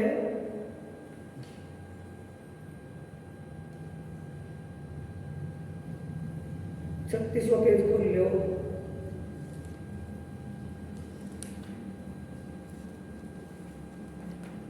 छत्तीसवें पेज में दूसरी चौपाई का पहला चरण क्या है भाई? 14 वर्ष मंद सुनियो श्री भागवत, जब आवेश लीला हुई सब नजर आया था। कितने दिन सुनी? 14 दिन का सुना, रिपीट करे कितना कुछ है। अरे 14 साल इन्हें शुरू हुई, आखिर को भागवत महीना 10 दिन 2 महीने में पूरी हो जाती होगी। 1 साल में 2-3 बार रिपीट होती होगी। और रिपीट हो कितने दिन हो गए? 14 साल। तो 14 साल में पूरा रिवीजन हो जाना चाहिए ना उसका। तो बात कहाँ अटक जाती थी? अखंड ब्रज और नित्य वृंदावन पर जाकर के लीलाधारी कौन है? अब यहाँ चुप खाए जाते थे। अब ये तड़प किसके अंदर थी? देवचंद्र जी के। अब उस अक्षरातीत पार ब्रह्म जोशी के अंदर आवेश रूप में विराजमान है। उन्होंने विचार लिया अब मौका है इसको समझाने का, समझ में आ जाएगा। उससे पहले अगर मैं समझाता तो समझ में नहीं आया था, अब समझ में आएगा इसकी के लीलाधारी कौन है।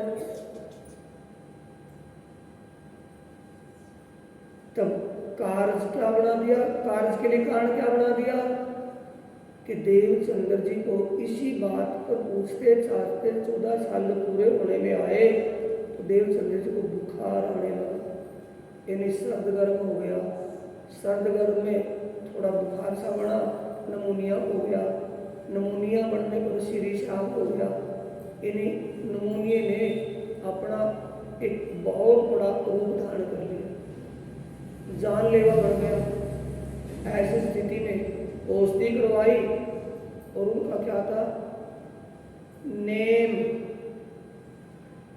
भाषा में समझ गए होंगे, देहात की भाषा में नेम लिया गया था, संयम धारण किया हुआ था कि ज्ञान चर्चा सुने बिना नहीं रहूंगा, कुछ भी हो जाए। पिताजी कहते हैं कि भाई दवाई वैद्य पिलवा लिया, वैद्य जी ने दवाई दे दी, दवाई काढ़ा पिलवा दिया और वैद्य जी ने कहा कि अगर हवा लग गई तो प्राण भी जा सकते, अगर हवा से सावधान रखा तो ठीक हो जाएगा। और देवचंद्र को कहाँ जाना है? चर्चा के लिए। अब देवचंद्र जैसे तैयार हुए तो माँ बाप ने किवाड़ बंद करके रोक दिया। अब देवचंद्र जी की आत्मा तड़प रही है कि मैंने 14 साल हो गए, एक दिन भी चर्चा नहीं छूटी, आज मेरा क्या होगा। इस तड़प में शरीर में कमजोरी थी, मूर्छित होकर गिर गए। फिर थोड़ी होशी आई तो उठ करके चल दिए। एक तो काढ़ा पिया हुआ था, दूसरा पद्मासन लगा करके जाकर के चर्चा सुनने बैठे। अब पद्मासन में बैठे हैं और काढ़ा पिया हुआ तो पसीना आएगा, पसीना आया, कावड़ आया रात में तो बुखार, नमूनिया टूट गया। ये करते करते सुनते सुनाते 15 दिन चले गए। 15 दिन के बाद चर्चा सुन रहे थे श्याम जी के मंदिर में। श्रोतागण भी काफी सेठ लोग बैठे थे और वक्ता आचार्य वर सुना रहे थे। किसी को भी आहट नहीं हुई, सिर्फ देवचंद्र जी को आहट सुनाई पड़ी। तो आहट की तरफ जैसे ध्यान दिया देवचंद्र जी ने, वहाँ एक दिव्य स्वरूप जिसके तन बदन में से सूरज की तरह किरणें निकल रही है, जैसे अनंत सूर्य सामने निकल गए हो, ऐसा दिव्य प्रकाश और दिव्य स्वरूप सामने खड़ा है।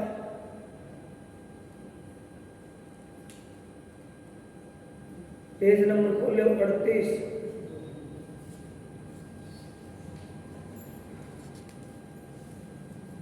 चौपाई नंबर 27। 26 में आया है, दिन 10-15 हुए कथा सुन रहे कान, ता आए दीदार दिया तुमको मेरी पहचान। 15 दिन हो गए थे। सामने वै किशोर यानी कि बड़ा सुंदर किशोर स्वरूप सामने, और देवचंद्र जी एक टक नजर से उसको देखते रहे। अब यह चर्चा चली हुई है, कोई साथी अजनबी बात से आकर के खड़ा हो, उसकी तरफ ध्यान हो जाए तो वो ही पूछेगा कि हम पूछेंगे तू कौन है, वो पूछेगा कि पहचान लिया भाई मुझे। तो ऐसे ही वहां हुआ, उस दिव्य स्वरूप ने पूछा कि पहचान लिया मुझे, ये चौपाई लिखी है, तुमको मेरी पहचान, क्या मुझे पहचान लिया तुमने? तब देवचंद्र जी कहते हैं, देख से देवचंद्र ने कहा जैसी गवाही दई मन। स्वरूप कौन सा है? वह किशोर अति सुंदर, स्वरूप सुंदर, संकुल सुकोमल, कितना कोमल, कितना सुंदर, जो जुबान से वर्णन न हो, ऐसा सुंदर स्वरूप खेला जो वृंदावन। बात कहाँ अटकी हुई थी साथियों? अखंड ब्रज और नित्य वृंदावन, अखंड वृंदावन ब्रज है ना, कि अखंड वृंदावन में ये लीला और ब्रज में ये लीला, ये लीला करने वाला लीलाधारी एक ही है कि दो है ये? अगर दो कृष्ण जी है तो ये कैसे संभव है? ये शंका थी। तब सामने खड़ा हुआ तो पूछा क्या पहचान लिया? कि हाँ। कैसे? जवाब कैसे दिया? जैसे गवाही दी मन, मन की गवाही से जवाब दे रहे थे, आत्मा से, मन की गवाही से। भाई जैसा सामने है कि ऐसा दिव्य स्वरूप तो मेरी आत्मा का मालिक ही हो सकता है, नहीं हो सकता है, हो सकता है तो वह अटकड़ है बिल्कुल सत्य है। ये विचार है कि आप मेरी आत्मा के मालिक हो। नीचे क्या लिखा है? तुम हमारे खावन रहता जानते हैं। बस इतने जानते हैं। राज्य ने क्या पूछा आगे निचले चरण में? आपको पहचान तो जब तू कहता है कि मेरी आत्मा के मालिक को, एक नगरी तो जीवों की है और तू अपने आप को आत्मा कह रहा है, तू कौन आत्मा है? कौन कहां से आए? तू कहां से आई है? कौन कहां से का मतलब जहां है वहां आपस में बात हो रही है। तो कह रहे कि ये तो इसमें लिखा था ना, ये तो लिखा है कि ये जीवों की नगरी है। भाई तू आत्मा है, तू आत्मा कहां से आई है? ये जीवों की नगरी है, तू कहां से आ गई आत्मा?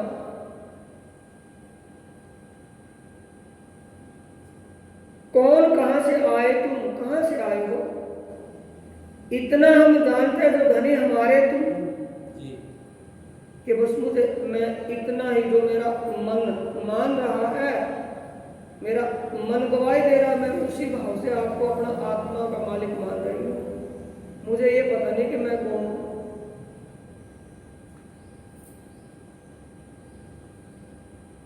नाम तुम्हारा भाई सुंदर। देवचंद्र जी के अंदर क्या विचार था 11 साल की उम्र में? मैं कौन, कहाँ थे आया, कहाँ मेरा भरतार, मैं कौन हूँ, कहाँ से आई हूँ, मेरी आत्मा का सच्चा मालिक कौन है, उससे कैसे जुदा हुई, कैसे उसको मिलूंगी। ये विचार थे।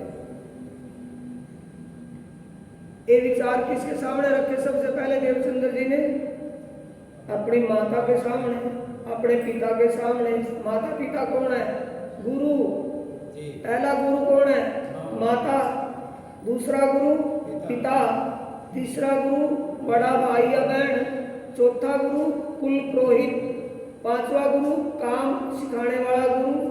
छठा गुरु नाम दाम देने वाला गुरु। और ये बात सदगुरु की बात है। जब गुरुओं से कुछ भी हल नहीं हुआ तो किसी ने किया हल इसका? सदगुरु ने। सदगुरु मेरे श्याम जी मैं अहने शरण रहूं। आत्मा के सच्चे मालिक ने इस बात का हल किया कि तू कौन है? कि सुंदर बाई आत्मा और होती कौन? धड़ते से गया आगे अटकल से कहा, तुरंत गया ना कि तू सुंदर बाई आत्मा परम धाम की। तू इतना जानत मैं बताऊं कि तू कौन है? कि तू नाम तुम्हारा भाई सुंदर खेले, तुम ब्रज रास में, तुम ब्रज में भी थी, रास में भी थी, अब तीसरी बार फिर आए। ब्रज रास में तू राधा के रूप में थी, अब तू यहाँ देवचंद्र के रूप में, लेकिन ना तो तू राधा है ना तू देवचंद्र, तू परम धाम की सुंदर बाई आत्मा है।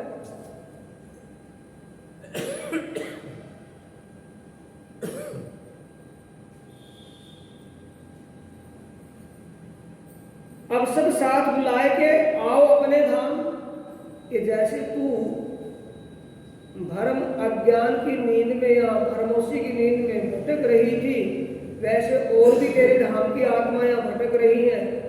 जैसे मैंने तुझे पहचान करवाई है, वही उनको पहचान करवा करके उनका चित्त अपने सत स्वरूप में लगवा दो। धाम को लौटाने का मतलब उनको वास्तविक पहचान करवा के उनकी चित्त वृत्ति सुरता ही आई है, उनकी चित्त वृत्ति की सुरता को उनके धाम में उनके मूल स्वरूप में लगवा दे। ये काम करना तुझे। कि धनी वो कहाँ है कि तुझे नहीं पता। धनी वे साथ कहाँ है, क्या मैं भेजूं तमाम, निचली चौपाई आ गई ना कि उनको सबको मैं भेजूंगा, तुझे नहीं पता कहाँ है वो। और ये भागवत क्या है, ये भागवत कागज, तुम्हारा कागज का संदेश है ये तुम्हारे लिए, यानी तुम्हारे आय की शनाख्त करवाने देने की बात है। और तुम अपनी बातों को तुम ही समझोगी, दुनिया वाला कोई नहीं समझेगा। एक कोड वर्डों में बातें हैं इसमें। सो तुम्हें खुले कलाम, ये भागवत तुमसे खुलेगा, इसकी बारीकियों को तुम जानोगे। लीला किसके लीलाधारी कौन, किसी को पता नहीं है। कान्हा जी पर 14 साल हो गए इसी बात को सुनते, कहते कुछ नहीं पल्ले में। अब तुम्हें पूछना हो सो पूछ ले, तुम जो कुछ पूछना है सो पूछ ले। फेर के ऐसी तरह से दर्शन आवे हम इन चरम चक्षुओं से जो तुझे दिखाई दे रहे हैं ना, फिर ऐसे कभी दर्शन नहीं हो। तब पूछा श्री देवचंद्र ने, धनी कहाँ जाओगे तुम के, कहाँ जाओगे, जहाँ से ढूंढ लूंगा कि जाऊंगा कहाँ, आया हूँ तो कहीं से जाऊंगा, आए के बैठू तेरे आकार में, तेरी अंतर आत्मा के धाम दिल में विराजमान था, अब तेरी आत्मा के धाम दिल में विराजमान हो जाऊंगा, जाऊंगा कहाँ। तुम्हारे अंदर आकार में आए के बैठे हम, तब मोको कहा पूछना, फिर पूछने की क्या जरूरत है मुझे। जब आप स्वामी ही मेरे धाम दिल में बैठोगे तो पूछने की क्या जरूरत है। एक है तातम बीज, चुपाई पढ़ करके बताओ कैसे। तब मोको कहा पूछना, एक है तातम बीज, तातम बीज कहते हैं मूल को। मूल में से तन्ना निकलता है कि ऊपर से निकल जाता है, बीज में से जड़ निकलती है ना, तो बीज क्या है, अपनी और अपने की पहचान। हम रट रहे हैं, जप रहे हैं, लेकिन हमें तारतम कहीं पता नहीं होगा। ए सतवाणी मत के ले जो इनको सार कह रहे हैं, एक तो ये भी नहीं समझ में आया कि क्या सार है। तारतम का सार क्या है, अपनी और अपने की पहचान, ईमान और समर्पण, यही तो सार है। अपनी आत्मीय स्वरूप की, आत्मा के सच्चे मालिक की पहचान, उसके प्रति ईमान और समर्पण, यही तो इसका सार है।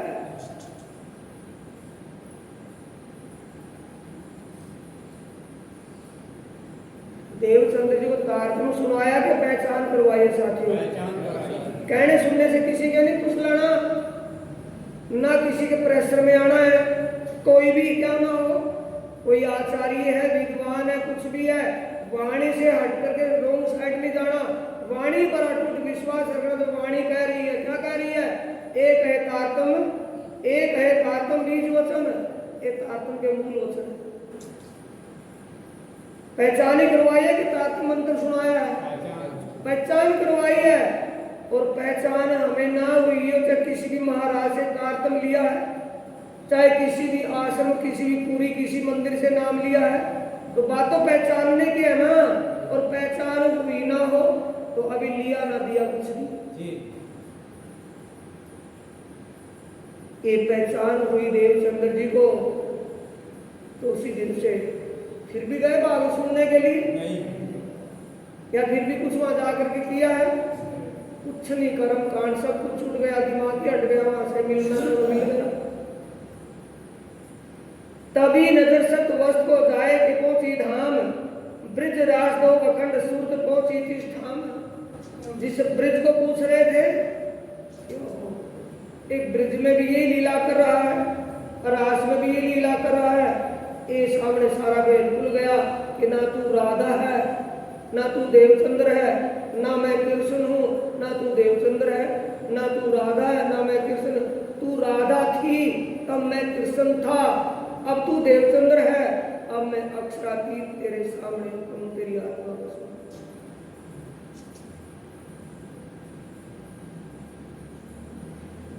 जिस ब्रिज रास की उलझन में पड़े हुए थे, सबसे पहले ब्रिज और रास की बात समझ में आई, फिर उसके आगे अपना मूल संबंध विचारा तो परमधाम की शोभा साक्षात दृष्टिगोचर होने लगी। यानी सुरता उस लीला में ऐसी लग गई जैसे साक्षात उस लीला में रमण कर रही है। ये हो गया।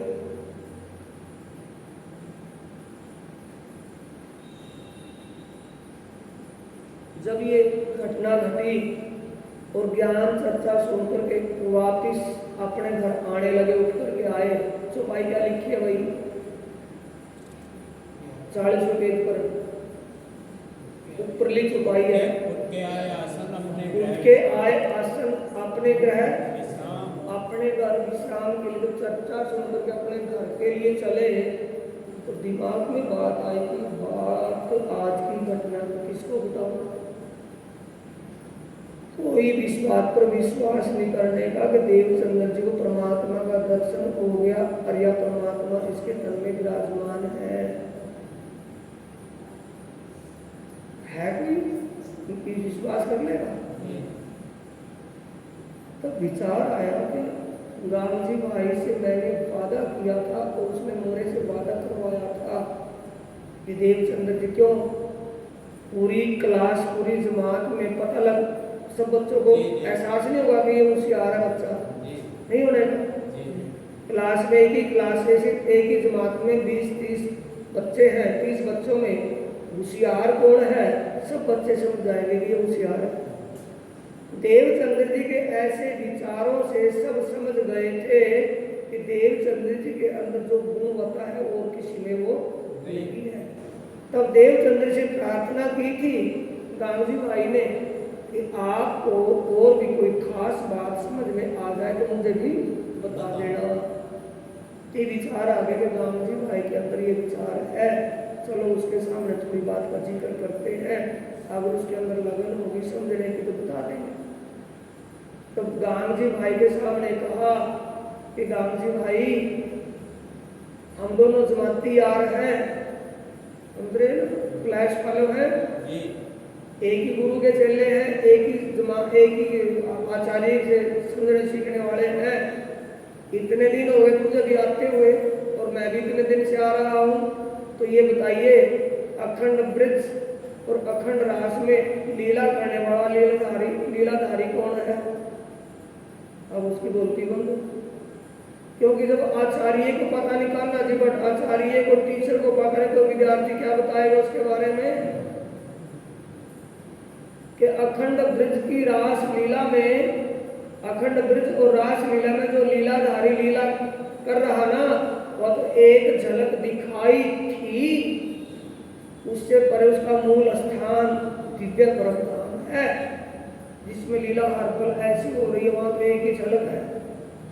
कि क्या कहा कि इससे परे उस अनादि अक्षरातीत पार ब्रह्म की प्रेम और आनंद की लीला है जिसकी एक झलक इस वृंदावन में दिखाई है, जिस वृंदावन को दुनिया जानती भी नहीं। अच्छा, और वहां से परमात्माएं इस दुखमय खेल को देखने के लिए जिद करके आई हुई है और वो भ्रम भूल में भटकी हुई है। उन सब की सुरता जब वापिस उस लीला में लगेगी तब उनकी जागृति होगी। तब एकदम शंका होगी गांव जी भाई को कि ये दूसरे किस आचार्य के पास कोचिंग करते हैं, इस आचार्य से तो अखंड ब्रज और रास का ही भेद नहीं खुला और ये इससे परे की बात बता रहे हैं।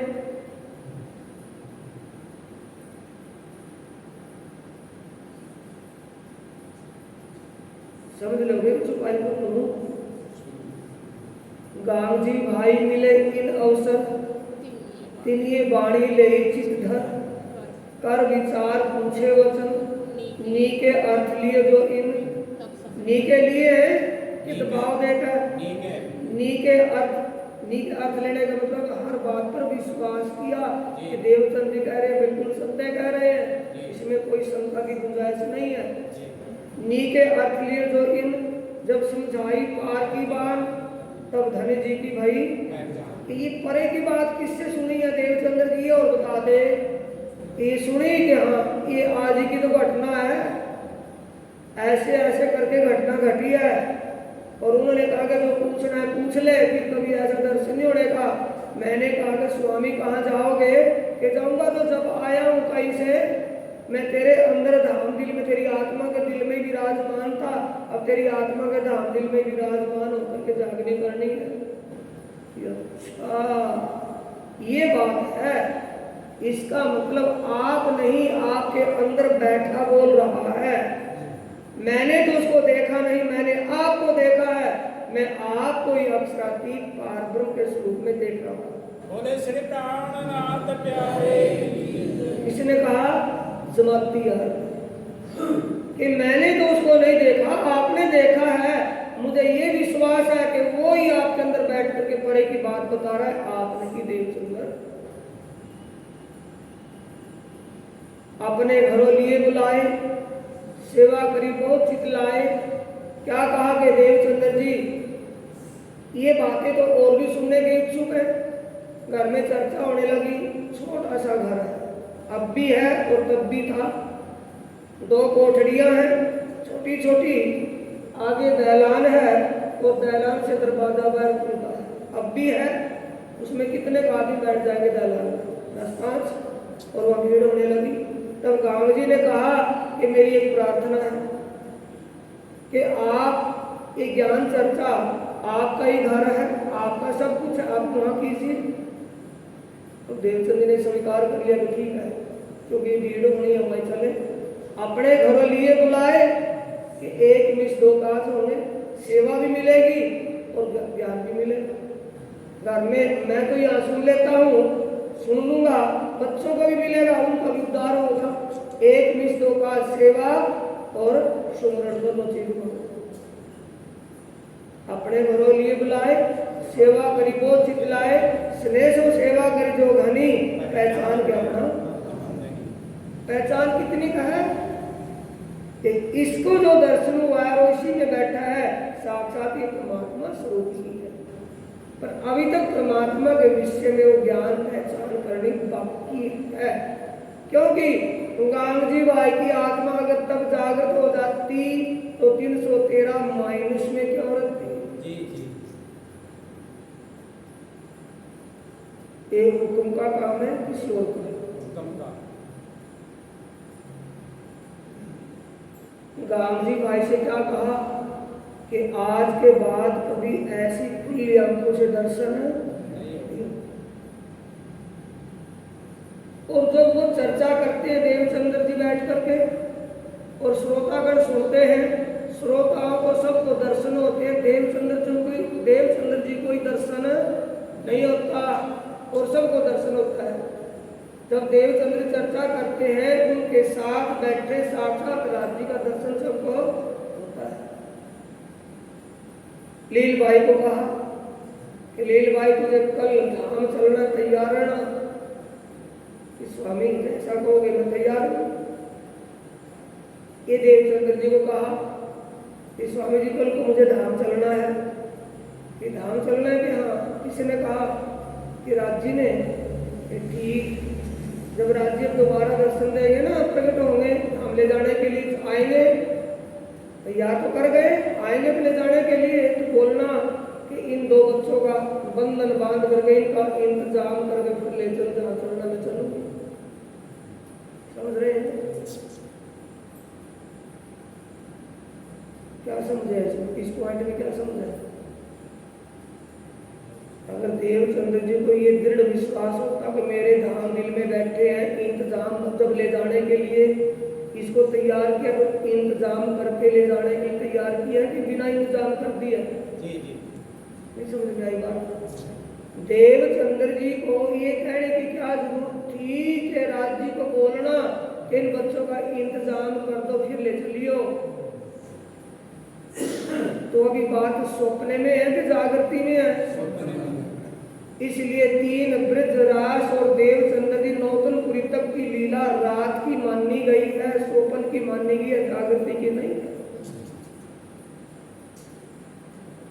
फिर जागने के मामले की बात उलझ गई कि ये कहते 12,000 को जागृत करना है और मैंने 313 आत्मा ढूंढ के इनकी पहचान करके अपने साथ लगाई हुई है कि ये परम धाम की आत्मा है, पर ये मेरे चैन चमत्कारों को ही देखती है, इनको मेरे स्वरूप की पहचान नहीं है। इनको पहचान का मतलब इनकी जागनी अभी तक नहीं हुई। पहचानने का मतलब जागृत होना, जागृत का मतलब पहचान होना, कि अभी तक इनकी जागनी नहीं हुई। 313 मेरे साथ में है, इनकी जागनी नहीं हुई, इनको पहचान किसी को भी पहचान ईमान नहीं है, सिर्फ चमत्कारों से मेरे प्रति ईमान है, इनको मेरे स्वरूप की पहचान या मेरे स्वरूप पर ईमान नहीं है। तब क्या कहा सबको कि भाई अब रात जी जब प्रकट होंगे ना, कब होते थे वो? चर्चा के वक्त, भोजन प्रसाद के वक्त। हीर बाई अपने हाथों से भोजन प्रसाद बना करके देती है और भोजन प्रसाद में सब्जी में थोड़ा सा नमक ज्यादा हो जाता है तो बोलते हैं कि आज तो नमक ही ज्यादा गिर दिया, तो खारी कर दी, बिल्कुल कड़वी करके रख दी। आज फिक्की रख दी सब्जी की, आज मीठा ज्यादा गिर दिया खीर में। ये बताते हैं। ये किसी ने बताया? एक किसी ने बताया, कहाँ आगे का जिक्र आएगा, लेकिन पहले बोलता हूँ, ये बात किसी ने बताई है। मिट्टी खारी कीन अजवाई ने, मेघ भाई की भतीजी थी ना, गोवर्धन भाई जो मेरा ठाकुर के बड़े भाई गोवर्धन जी उनकी धर्मपत्नी अजबाई किस घर में थी? वहां श्याम जी की घरवाली थी ना, जो गांगजी भाई हैं, गांगजी भाई की धर्मपत्नी अजबाई थी उस घर में, और अजबाई की बुआ थी मेघ भाई मेरा ठाकुर के घर में।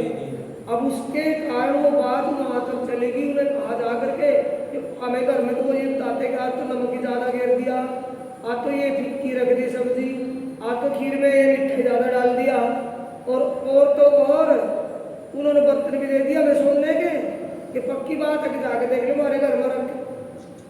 हीर भाई जब बर्तन मांग रही थी तो उसके हाथ में क्या लग गया था? बर्तन का किनारा, खून निकल गया। और जब ये राजी भोग लगाने के लिए आ गए तब कहते हैं क्या कि आपकी करतूत है, और क्या आप जैसे मालिक पा करके हमारी ये हालत है कि आंखें बंद कर जाकर के देख वहाँ क्या रखा है। जाकर देखा तो लोगों को उसकी सोने की कसैंडी का मतलब है ये कढ़ाई, बर्तन सारे वो सोने के रखे। ये बात बताई तो ऐसे चमत्कारों के पीछे थे या पहचान के पीछे? ए बंदेज कियो अति जोर, रात मेट के करसी घोर, प्रत्यक्ष प्रमाण देसी दर्शन, ए लीला की धरती जिन पर धाम की निध सो गई तारतम, जिन सेती हुए पहचान, नजरों आवे सब निशान। ये वाणी न होने के कारण उनको स्वरूप की पहचान नहीं थी। तब कहना पड़ा कि साथियों एक एक चिट्ठी लिख करके तैयार रखो, हल्फिया बयान में बताऊंगा क्या लिखने हैं। राजी कृपा करो, देवचंद्र जी के तन से जागनी करवा दो, कुछ भी करो, बहुत जल्दी करो, बहुत लेट हो गया, 12,000 जगानी है, कृपा करो। एक चिट्ठी किससे लिखवाई? श्रोतागढ़ सुंदर साथ से। किसने लिखवाई? सतगुरु धनश्री देवचंद्र जी ने। अजय सतगुरु धनश्री देवचंद्र जी को ये पता था कि मेरे तन में बैठे हैं तो सिफारिश किसकी लगवाऊं? उस लीला को रात की लीला मानेंगे या दिन की लीला मानेंगे? स्वप्न की है कि जागृति की है? स्वप्न की लीला थी तब तक भी जागृति नहीं होती। देवचंद्र जी के अपने हाथ का काम होता तो जागनी कर लेते, क्यों नहीं हुई? ये हुक्म की लीला, हुक्म के अधीन। उस तन में उस जीव को शोभा नहीं मिलनी थी, आत्मा को तो शोभा मिलनी थी, लेकिन उस तन और उस जीव को वो शोभा नहीं मिलनी थी। उस तन में से वो आत्म श्यामा जी स्वरूप कहाँ विराजमान हुई है? मेहराज जी के तन में, इंद्रावती के धाम दिल में। तो चौपाई कहाँ आई है? सनंद ग्रंथ के प्रकरण 41 में चौपाई आई है। मोहम्मद कह मैं हुक्मे सब रूहे मुझ माही, मैं चला अर्श मेराज को पर पहुंच सका नहीं। अब मोहम्मद का नाम सुन करके हमारे सुंदर साहब अक्कड़ करके कान आते हैं रॉन्ग साइड कि मोहम्मद साहब कह रहे मुझे तो दर्शन ही नहीं हुआ, और उससे पहले 39वें प्रकरण में कह रहे कि मैंने हुबहू 90,000 बातें की है। क्या उन्होंने उससे पहले 39वें प्रकरण को नहीं पढ़ा होगा उसमें जिसमें वो हुबहू बातें करी है जाकर के? तो आवाज को पहले कहने वाला कौन है? बसरी मोहम्मद, और दूसरी बार कहने वाला कौन है? मलकी मोहम्मद। वो आवाज रसूल की है, वो आवाज श्यामा जी देवचंद्र जी की आवाज है कि मैं सब आत्माओं के साथ मेरे धनी ने इस खेल में भेजी, और जब मैं अपने प्रीतम से मिलन विलास करने के लिए धाम के लिए चली तो मुझे रोक दिया कि नहीं, अभी तक ब्रह्मात्माओं की जागनी नहीं हुई, अकेले को किसी को भी प्रवेश नहीं मिलेगा, एंट्री किसी की नहीं होगी। रुको, कहाँ बैठाया? इंद्रावती धाम आडे रुदन करे मैं धाम ना बैठ सकूं, कि इंद्रावती के धाम दिल में विराजमान होकर के जागने की लीला करनी है। अभी कहाँ चल दी तो ये वाणी क्या है? ए रसना आएगा बीतक साहिब में, मिलेगी वो छुपाई। ए रसना श्यामा जी की पिलावे रस रबका, इंद्रावती के मैं अंगे संगे, इंद्रावती मेरा अंग। कौन कह रही है? श्यामा जी। श्यामा जी ने अंग हो सुंदर साथ 12,000 किसका अंग है? श्यामा जी का। और श्यामा जी के अब क्या करिए? इंद्रावती के मैं अंगे संगे, इंद्रावती मेरा अंग, जो तन सौंपे इंद्रावती को तामे प्रेमे खिलाऊंगे। जो इंद्रावती के अंदर विश्वास पहचान करके विश्वास कर लेगा कि मैं साक्षात विराजमान हूं, तो उसको मैं प्रेम करूंगा।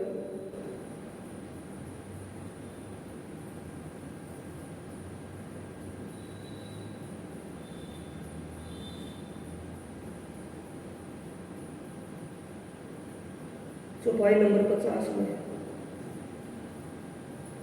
50 चौपाई 41वें पेज को 47वीं चौपाई है ऊपर से, पेज नंबर 41 चौपाई नंबर 47। तो गांव जी भाई को जब देखा वस्तु का पूरा पात्र, गांव जी भाई के अंदर सुनने की दिलचस्पी देखी तो सारी बात दिल की जो घटना घटी थी सारी की सारी बता दी। तब कछु चले बताओते सत कोई रजवाता, थोड़ा थोड़ा बताते चले गए। एक दिन बताया, दूसरे दिन बताया, सारी बात डिटेल में कब बता दी? जब उसके अंदर जिज्ञासा दिखी। अगले को सुनने की जिज्ञासा ही ना हो तो ऊपर से उसके पानी अगर हम अमृत भी डाले तो क्या कहेगा? वो फूक दिया तेजाब में।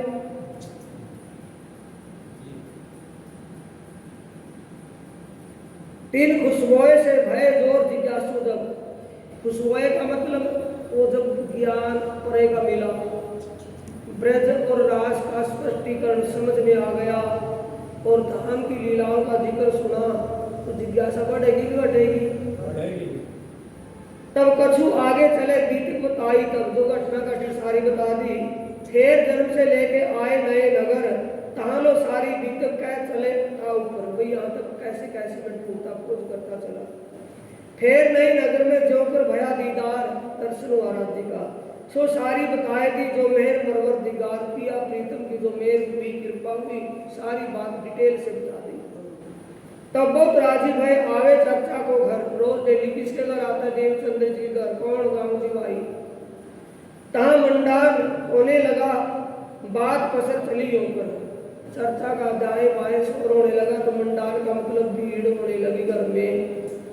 एक से सुनी दूसरे कहाँ से मिला साथ, एक ने एक से सुनी दूसरा दूसरे सुनी तो वहां भीड़ होने लगी है देवचंद जी घर में। सोई आवे दीदार को जाके धनिये पकड़े, यानी ये सुन करके लगन किसके अंदर, चाटी किसको लगती है, बिजली कहाँ पड़ेगी, अपने अंश पर। जो धाम की आत्माएं थी उनके अंदर एक लगनशीलता होने लगी। नौतनपुरी में 313 निकल गई, एक ही नगर में, बाहर का कोई नहीं है, सारे एक ही नगर में। सोई आवे दीदार को, दीदार का मतलब ज्ञान चर्चा के सुनने के लिए, और जो आड़िकाएं लीलाएं दिखती है उनको देखने के लिए, ज्ञान चर्चा के लिए कौन आता है, जिसके ऊपर परमात्मा की कृपा हो गई, जिनको दल दल में दसों को हाथ, भाई एक तो पानी में डूब गया, बचाओ बचाओ, एक दलदल में दसा खड़ा कि भाई निकालो, जल्दी निकालो, नहीं गया तो हाथ पटकेगा, क्या मारेगा, और हाथ कौन पकड़ेगा, जिसने दलदल में दसाया हुआ है, कोई निकाल सकता, दूसरे को उसका काम नहीं। एक से सुनी दूसरे का से मिला साथ, सोई आवे दीदार को जाके धनिये पकड़े हाथ। महामती कहे ए साथ जी ए अपनी बुनियाद, अब तुम्हें आगे कहूं ताको करो। ये बुनियाद का मतलब यहाँ से हमारी जागनी शुरू हुई। आगे क्या होता है वो अगली चर्चा साथियों शाम की चर्चा में सुनेंगे। 6 बज चुके हैं, 7 से 8 की चर्चा है, 1 घंटा रेस्ट करना है, उसके बाद इससे आगे चर्चा करेंगे। बोलो श्री प्राणनाथ प्यारे की, श्री सद्गुरु महाराज। चौपाई दोहराएंगे। श्री महामती कहे ए साथ जी, ये अपनी बुनियाद, अब तुम्हें आगे कहूं, ताको करो याद, ताको करो याद, ताको करो याद। बोलो श्री प्राणनाथ प्यारे।